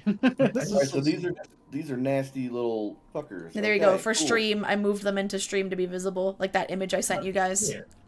Ew. No. Can you guys see them? I can't. If you click on the game log, like where the chat little bubble is, and shows like the feed where people roll things and stuff, there's also. It says no game activity yet. Really? Refresh? Yeah, maybe to refresh yours because ours has stuff. Yeah. That's weird, man. And you can click the image and it'll show you things. I accidentally sent something to the game log as well, and Yeah, you did. it's still nothing. That's bullshit. Oh well. Copy image. Just put it in the Discord. Yeah. And there you go. Yeah. There, it's in the Discord. What the fish look like. Yeah. Cool. What if I did a thing? Love things. A specific thing or just in there? Thing? A specific thing, such as standing outside of the water. I want to kind of reach up and pull my fist down and cast Sacred Flame on them. On the fish? Mm-hmm. I mean, sure. I want to go look at if they're fuckers. That means they're dangerous, and I want to go look at tablets. All right. Sacred Flame. They make a dex save, right? Yeah. Unfortunately, I wanted to do something else, but I didn't want to go in the water. They rolled a natural 1. Oh hell! Oh. So let's do. There's the dice I need. Fuck me. That would be 2 damage. Nice. Okay. As you do that to them, they get pissed and they like swarm up, like they come close to the door, but then seeing the barrier and the water, they kind of just like are hovering there. They're doing like angry animal in a zoo, or like toddler in a playpen. They're like they're trying to look intimidating and they're mad at you, but they kind of can't really get there. So that's awesome. Can I try something stupid? Oh no. Sure. Do it. I want to take my shield, since they're right at the little barrier, and I want to try to scoop them into the room so that they flop around. Oh my god. Because they can't breathe. Make an animal handling check. Animal handling, okay. This ought to go well. You're trying to handle some fish. That's what you're doing. I'm so wise, actually, that this might work. I'll allow you to either make it's still gonna be like in name an animal handling check, but I will allow you to use dexterity if you want. When I see him do that, can I like help him? Can I like help him with my shield as well to kind of like help him? Sure, so you can make it with assistance or with advantage. So I got advantage on it. Okay. How is the elf lady looking? Or reacting to this? Is she reacting to this at all? No. Like hyper fixated on her search. You don't give a fuck. What'd you get? Yeah, I'm gonna put it in Discord. It was a natural 20.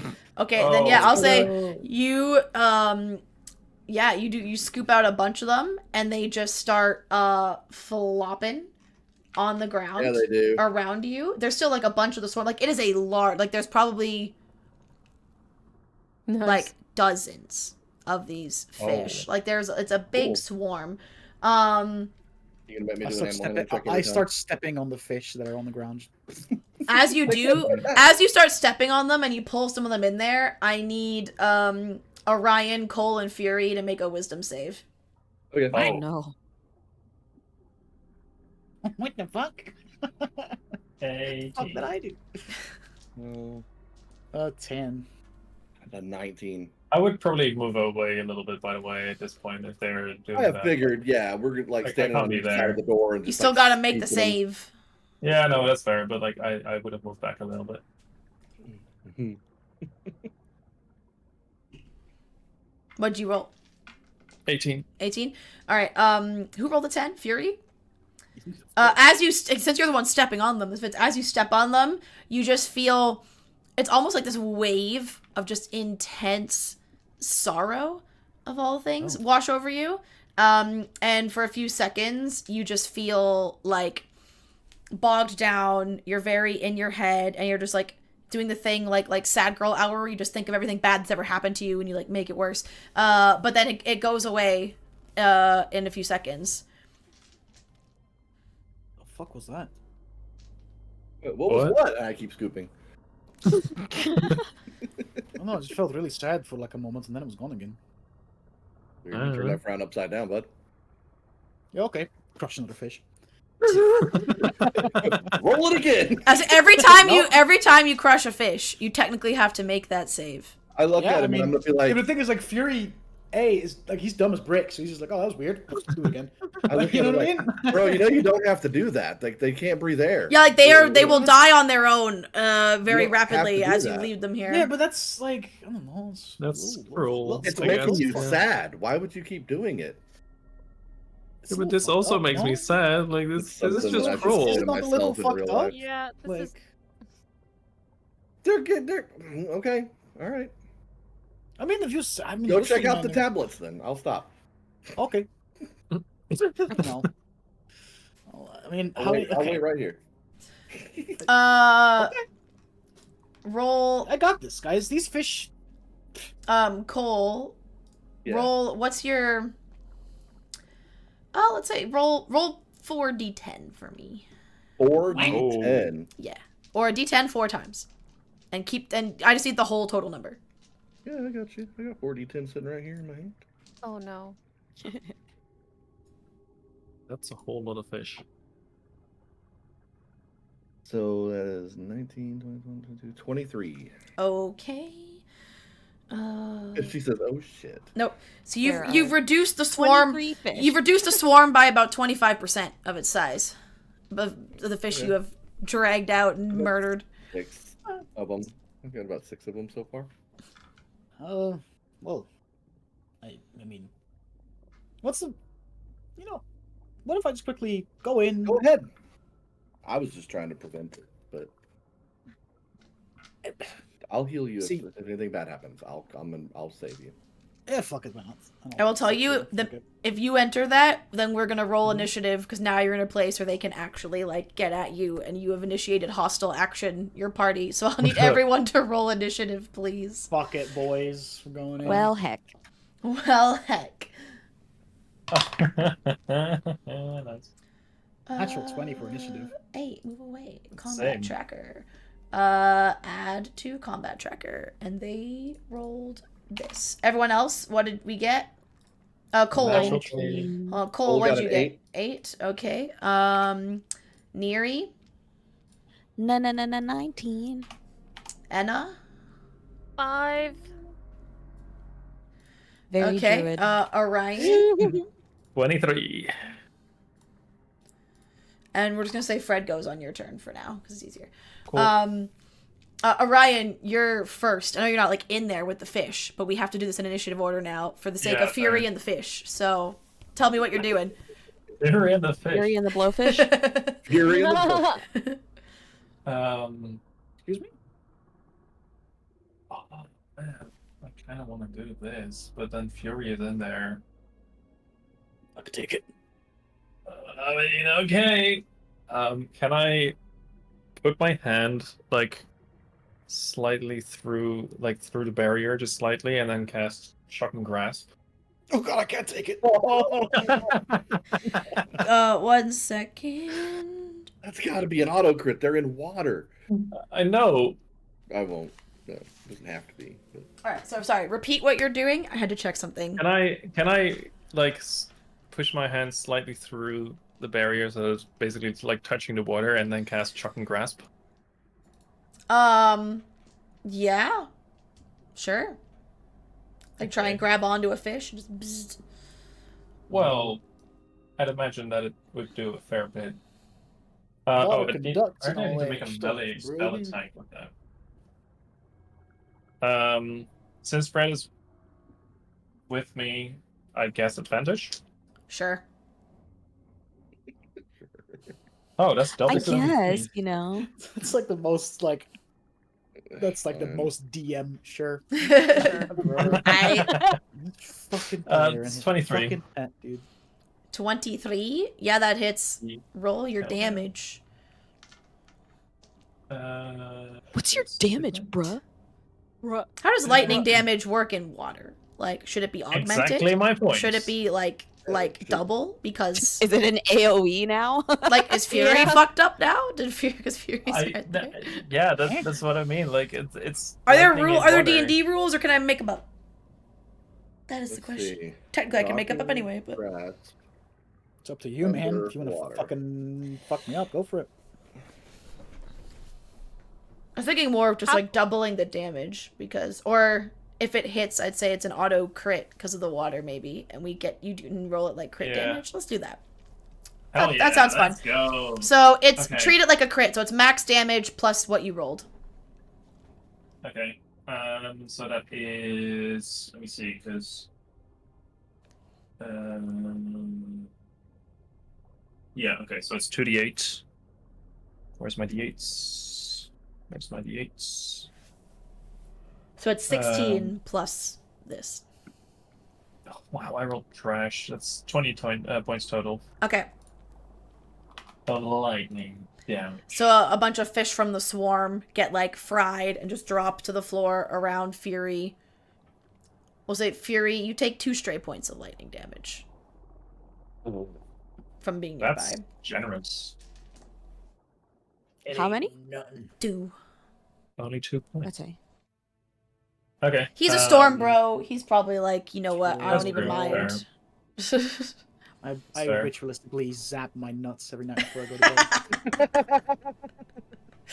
bed. I guess I'll move back a bit again so that someone else can take the spot, because I'm guessing it's like 1 square. That only one of you could be directly in front of there and like reaching through at a time, probably. Yeah. All right, Fury, you're up. Ate. And Fury, are you holding your breath or are you activating your tattoo? Yeah, I'll hold my breath. Okay. Well, I'm just gonna not fuck with the fish. Went in there to fuck with the fish. He went in there to look for tablets. I went in there to look for tablets. All right. So then in that case, your action would just be an investigation check looking for them. I'm not gonna swing my sword underwater. That doesn't make no fucking sense. You know what I mean? That's fair, yeah. It's 100% gonna be a disadvantage. Yep. Yeah. Well, can I use my Eyes of the Eagle? Oh, those are only for perception checks. Yeah, no, I guess this would be investigation. This is investigation. Actually rummaging. Yeah, that's fucking cringe. Fuck it. And now I want to have that Bard app so that I can actually like put the combat slider into like slightly. What'd you roll? Like Fury? 12? You do see there is a tablet lying in the middle of the floor that looks different from the others. It is whole and it is intact. It is not straight in my balls. Yeah, it is not the kind that Insight was looking for, but you recognize it because it is identical to the kind you used to, or that what's her face, the character from the consortium that you do not like, the one you have beef with. Oh. It's the kind that she had on her. So it is a teleportation tablet, likely keyed to keyed to a consortium location because they match the ones that she had. Oh, yoinking that. Have some value. Yup, that's going straight in my basket. Not like other tablets. And I guess I'll just add. I mean, one big tip off is the ink is crimson, so. Do I just add consortium? Or is that ruined? Just add teleportation. Teleportation tablet, and then you can put in brackets consortium if you want. Tablets, consortium. Got it. Okay. Yeah. Yoink. Neat. Okay, do I have any cool bonus action stuff I can do? And remember, each of these squares are 10 feet, so you've moved like 10 feet worth of movement to get to the middle of the room, because you'd be like here. So you have only 5 feet of movement left, maybe? Is your movement 30 normally? Yeah. So you can get like back to the edge of the square. You can get like on the other side of the fish, but you can't get back in to the dry library this turn.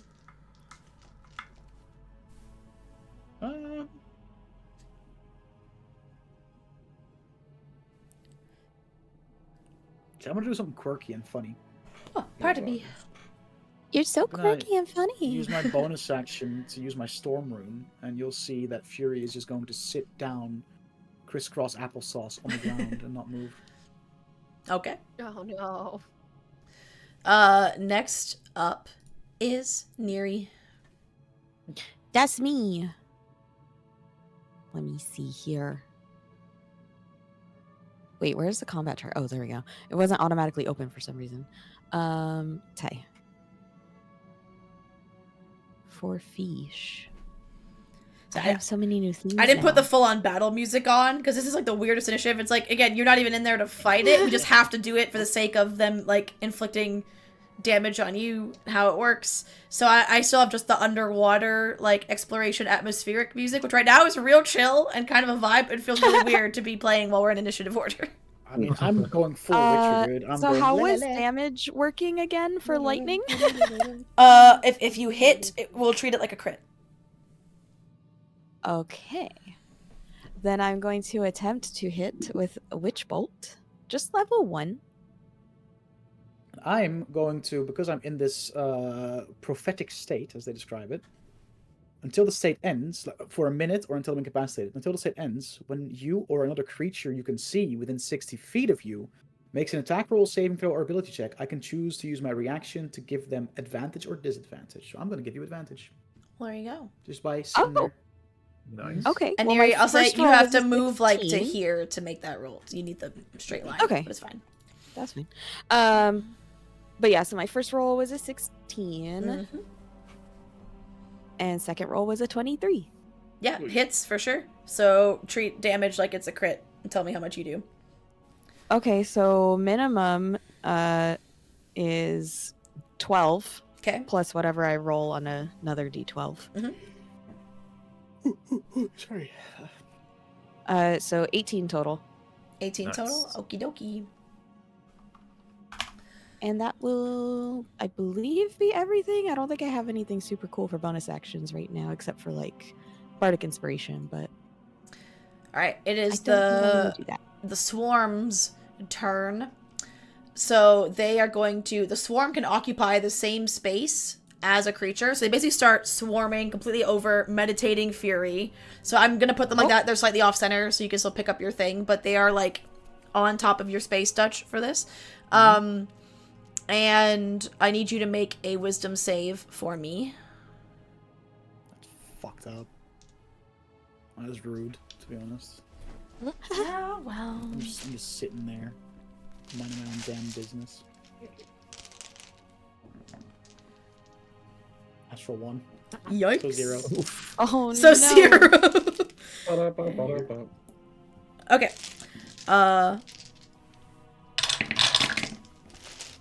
I guess it's, it's an RP roll. Fury's there in this like prophetic state for a minute, just focusing on everything beside himself. Right. You don't got time to think right now. Okay. While you are sitting there, you just feel like almost like someone's driven like a spike into your brain. This pierce of psychic energy. You take 27 points of psychic damage. Owie. And you are stunned until the end of your next turn. Fuck, I'm stupid. Stunned? Yes, you are stunned. Done in. So you are incapacitated, and you will automatically fail strength and dex saves. Well, no longer use my Storm Rune, guys, because incapacitation does break it. Yep. Right, Cole, your turn. So all you've seen turn. is these fish swarming around Fury through the thing, and Fury's just sitting there, not moving, chilling. Great. Can I tell about how many are left, or does it matter?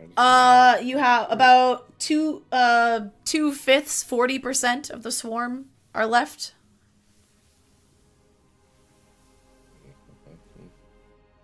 Word of Radiance. No, not Word of Radiance. Sacred Flame. Okie dokie. They rolled. It's Dex, right? Mm-hmm. They rolled 18. That passes. Nothing happens when they succeed. Because it's a cantrip. That is neat.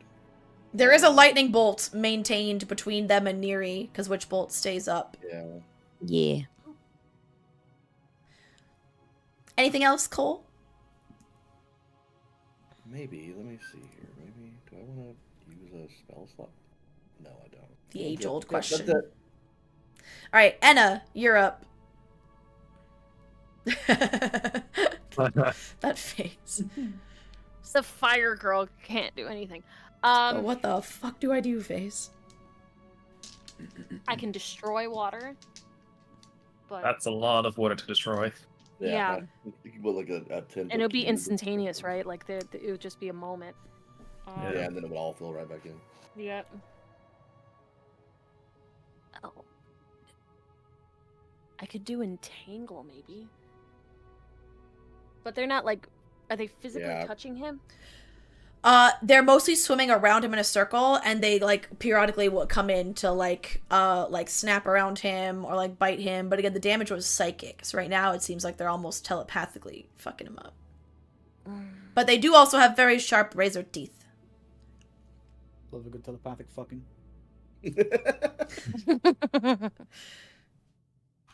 There's an achievement for that in Baldur's Gate.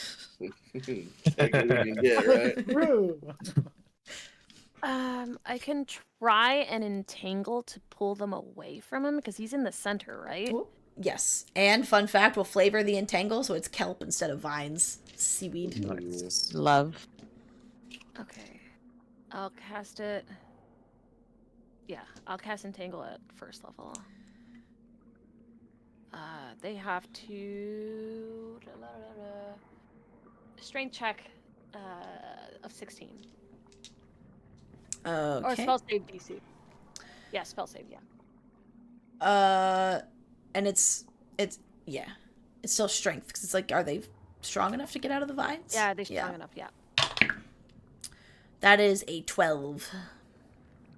Okay, so I would like to put the kelp to try and pull them away from Fury, if that's possible, or maybe. But if I cast it on them, it's gonna entangle Fury as well. Entangle. They sprout from the ground for the duration. They turn the ground into difficult terrain or restrained. Yeah. Okay. Sure. Allow it, because I think that's a bit more like grasping vine-esque what you're trying to do, but I like it, so I'm allowing it. I think it's fun. So yeah, we'll say it's pulled them. A generous DM. It's pulled them. They're rather than swarming around him, it's held a bunch of the swarm. It almost makes like a kelpish like net because it comes up like that and then and like jumps back down, and they're being held around him. They're still kind of occupying the same space as him, but they're held down for now, and some of them like slowly like wiggling out and getting back into swarm territory. But right now, a bunch of them are trapped. Okay. That'll be it. Okay. We're back to Orion, round 2. Question. She's not here. She's not here. Jinx. I tried.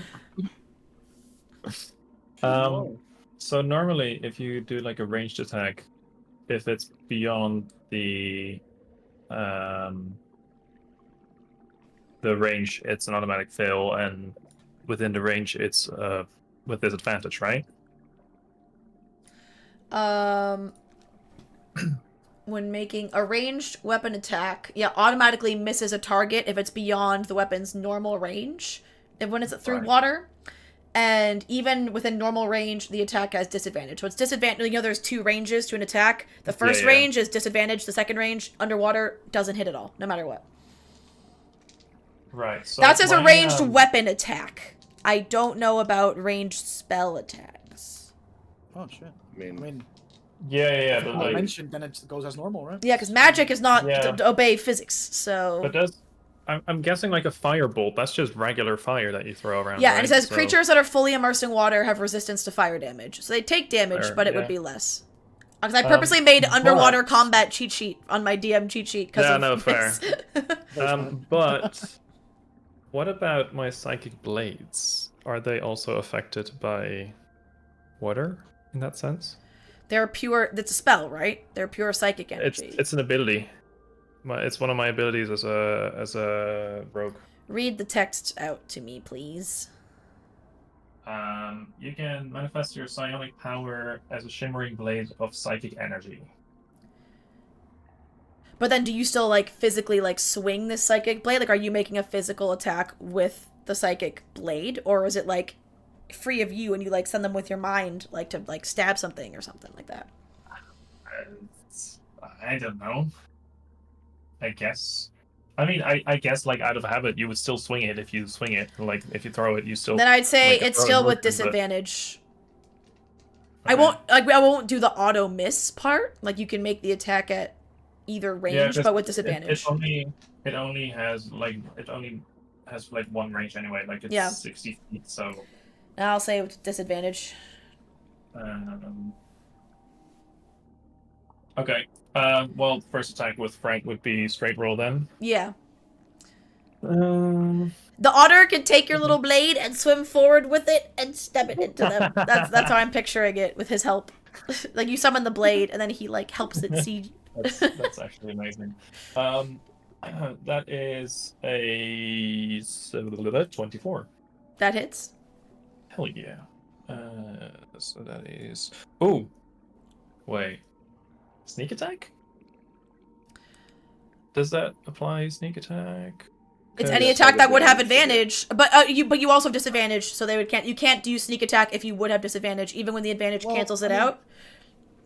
I mean, sneak attack is have advantage or have an ally in melee with or your if it's yeah.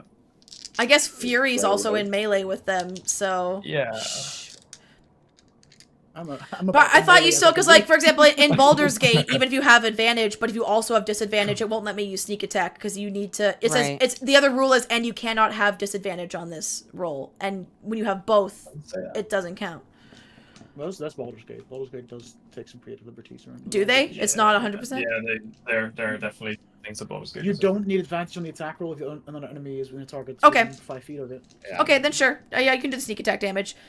Break up the damage for me. If it's is the sneak attack still just psychic? Like, I believe it's just psychic damage. Yeah. Okay. I think. If it's all one type of damage, then it's fine. I believe it is. Yeah. Okay. Yeah. Because it doesn't. I always figured that sneak attack was just more of the damage you're doing. Yeah. Yeah, you just make it hit harder. You would just, yeah. I think the damage that is 12 points of psychic damage. Okay. As your blades hit, you see it doesn't seem to disrupt the movement of the swarm that have escaped from the vines, and the ones in the vines also don't, or the kelp don't seem bothered by it. Yeah. Also, I just realized, aren't some of them grabbed by the thingy, so wouldn't that give me advantage anyway? Yeah, well, whatever. Either way, they're not bothered.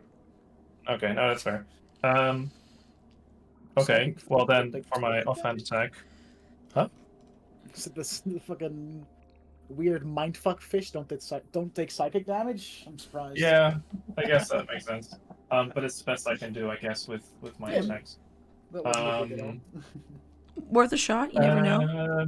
Bonus action, I'll just summon another one and chuck that too. But would that be now straight as well because it's gripped by the vines, or is it disadvantage? I mean, because the restraining isn't really like it's holding them still, because like I have entangle up, and it doesn't say you get advantage against them. Okay. Oh no, wait, because it's there restrained, and does restrained, that condition, give you advantage? Yes. Okay, so it's a straight roll then, because yeah, the disadvantage from the water, but the advantage from the entangle, so it's a straight roll. 21 hits. And I believe that one. And this is just like what, piercing damage? No, also psychic because it's another psychic blade. Oh, okay. Yeah, that's 1d4 instead of 1d6. Oh, God damn it. That's total 4 psychic damage. Okay. Anything else? All good? No, I guess I'll move back again to where I am. I didn't move, but I... Alright, next is Fury's turn, but you are stunned, so your whole turn is the stunned condition ends. Oh, that's so cool. Neri, your turn. So, reactivating the Witch Bolt, is that also Okay, so it's 12 plus whatever I roll. Yes. Nice. That's another 18 damage. Lovely. I'm gonna grab a drink real quick while I'm not doing anything. When we're finished with this encounter, Bowdy, we're probably going to wrap up the session if that changes, if you want to just stick around till the end of it. Yeah, just never mind that. Because we're almost at time. I will give... I just saw him get stunned, so I'll give Fury some Bardic Inspiration. All right. Anything else? Nope. Good. That is it. All right. First, let's see if this ability of theirs recharges. It does. Oh, no. So, can you make another wisdom save for me? Fury? Oh, Lord. This is gonna hurt. Also, Fury, when the witch bolts... Actually, I need 2 wisdom saves. First one, from the when the witch bolt hit the fish. Make a wisdom save for me. I mean, you can just kill me if you want. I mean... No. That's fine. Wisdom save number 1, please. I'm about to use this teleportation tablet and get the fuck out. Where he goes. Fuck it, bro. He's like, I regret my decisions. I regret my decisions. What was the first one? I haven't rolled either yet, so... First one is... Natural 1. Okay, you are... So, your turn, you have... well, I mean, you're... with the order of the stun, actually. This wouldn't matter, because the whole turn you can't... whatever. So that first one doesn't really matter, because if you've had disadvantage on attack rolls, can't take reactions. Okay, what matters is you can't take reactions, I guess. And your speed is halved. Oh, that's not good. I'm trying to think well, the I mean, order. it doesn't matter because the witch bolt happened.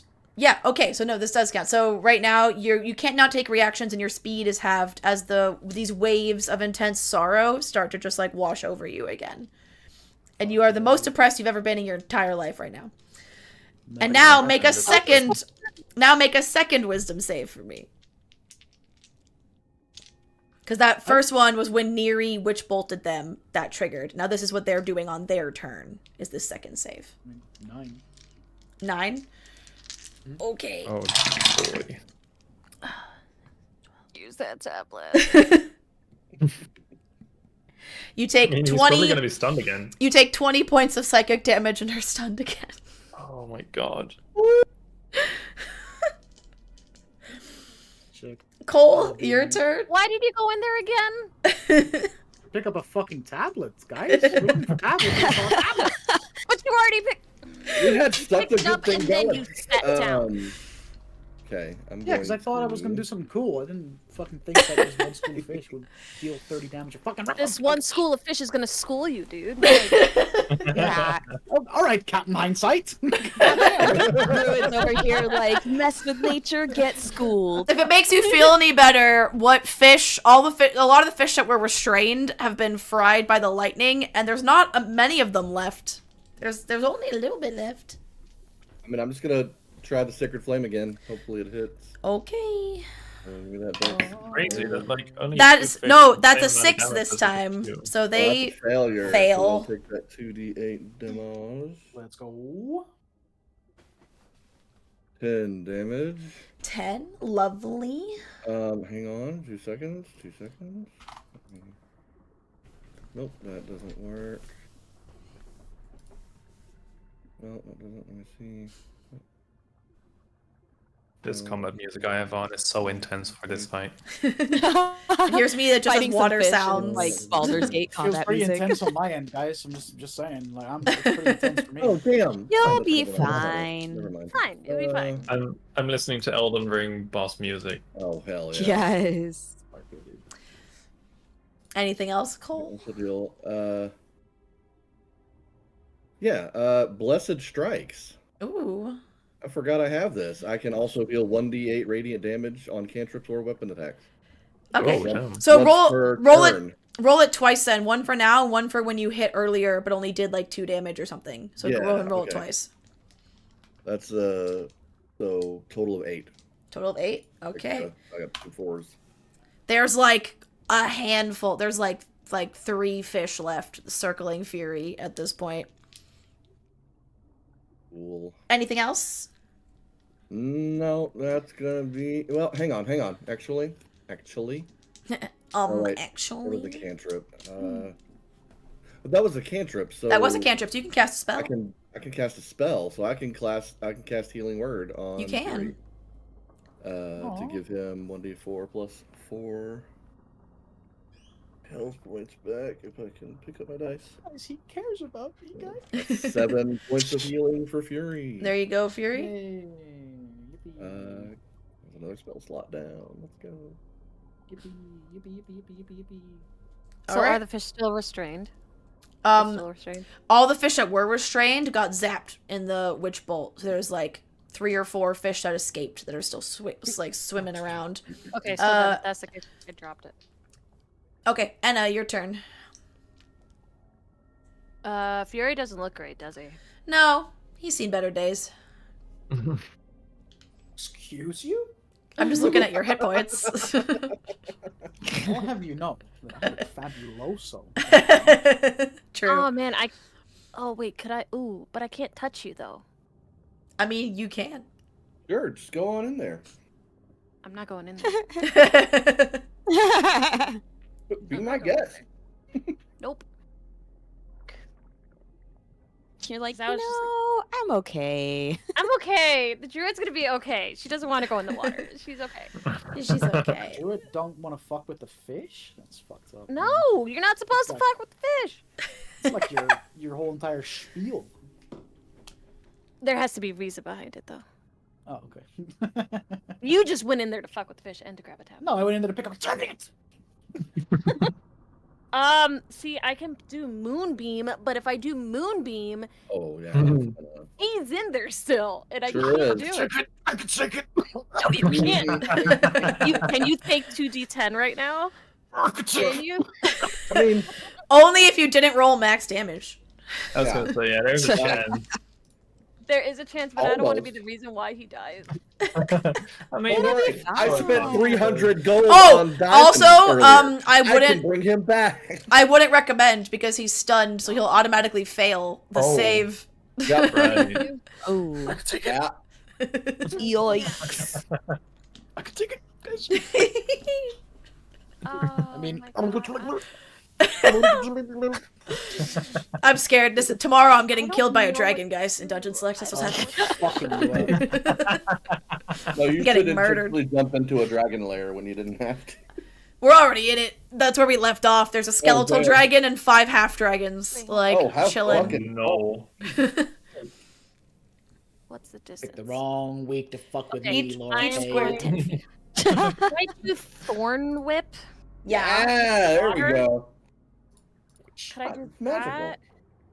It's a cantrip, so Try to Yeah. yoink. Are you trying to yoink Or- Fury? You could try to yoink Fury. What the fuck? It- Guys? it will Guys, let's kill the hurt. 3 fish that are left, guys. God. hold on. Oh, you can take it. Okay. Well, do it. So, I'm gonna go closer because I have to be within 30 feet. and then make a strength check for the vines. Sure. We're so back. We are I believe so in back. you. Yeah, I'm thinking we're back. Uh, 6. Alright. Bog. As the vines go to grab Fury, one of the fish that's left just starts gnawing on it with his sharp little teethies and weakens the vines. And it's not enough to pull armor-wearing, very heavy Fury. Was that to it? No, I wanted to try and attack the fish. Oh, you want to yoink the fish? I want to get the fish away from No, him. not just whoosh, you know what I mean? Is it a single vine? How's it going to grab multiple fish? I just want to try and grab one fish. I'm One trying to fish. take one of them out. Okay, I got you. 'Cause that's all I can do. I can't really do anything else. I mean, Thorn Whip is just you know, it's Oh, it's I'm just thinking of damage. grasping vine. I'm not thinking of Thorn yeah. Whip. Fuck me. You Sorry. Just- Yeah, I Thorn was Whip's really damage. confused. I was like, what? All right, what's the roll to what you roll to hit? Because Thorn Whip's a roll to hit, right? Like, Yeah. 2d6 and to hit is plus 8. I was thinking of grasping vine. That's on me. My bad. 11 To hit, to hit. that misses. It goes in between some of the fish. Cool. And it gets Fury. Actually, wait. Wait. Wait. It actually does. I think if this is one of those those types of monsters, their AC will lower. If less and less. No, okay. It just says their damage reduces. It doesn't say their AC lowers, but their damage goes down as they shrink. Okay, never mind. Never mind. Nope, doesn't hit. Take it. Wonderful, wonderful, wonderful. That's great. And then if I even try to do fire damage, they won't take it because it's in water, correct? They'll take some. It just won't be as much. If it's magical fire, it will do something, but it won't. Yeah. They'll be resistant to it, but they'll take some damage. Because, like, explosions happen underwater, and, like, underwater volcanoes, like, heat and fire exist. They're just very dampened, and they don't last long. You know what? I am going to send Bernie in there, because he can teleport out. Oh, that's right! Yeah! I'm gonna send in... Are you sure, bud? Are you sure? Alright, so I'm gonna bring Bernie, and I'm gonna put him right next to, Fury and the fish. They must succeed a dex saving throw. DC 16. The fishies. Okie dokie.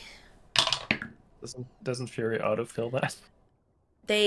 Not Fury, the fish. They rolled exactly a 16. Okay, cool. That's I can take it. So he's there. Bernie's there. Oh, I need to put his token in for you. Hold on. Bernie. Also, I think Bernie is at a point now where you can control what gets damaged by Bernie, right? Like, I can attack through Bernie. Yeah. So, like, I can cast my spells through Bernie. Yeah. All right. We're back to Orion. Yep. Oh, that's so fucking smart. Why did I not think of that? We'll do it now. I send in Fred, and I cast Shrug and Grasp through Fred. Hey, roll to hit. Is the otter fast enough to grab some of these little fishies? We'll see. I guess it's not actually, is it with advantage if Nope. Fury is there? Like flanking with Fury? But is that when you attack? That's not. Yeah.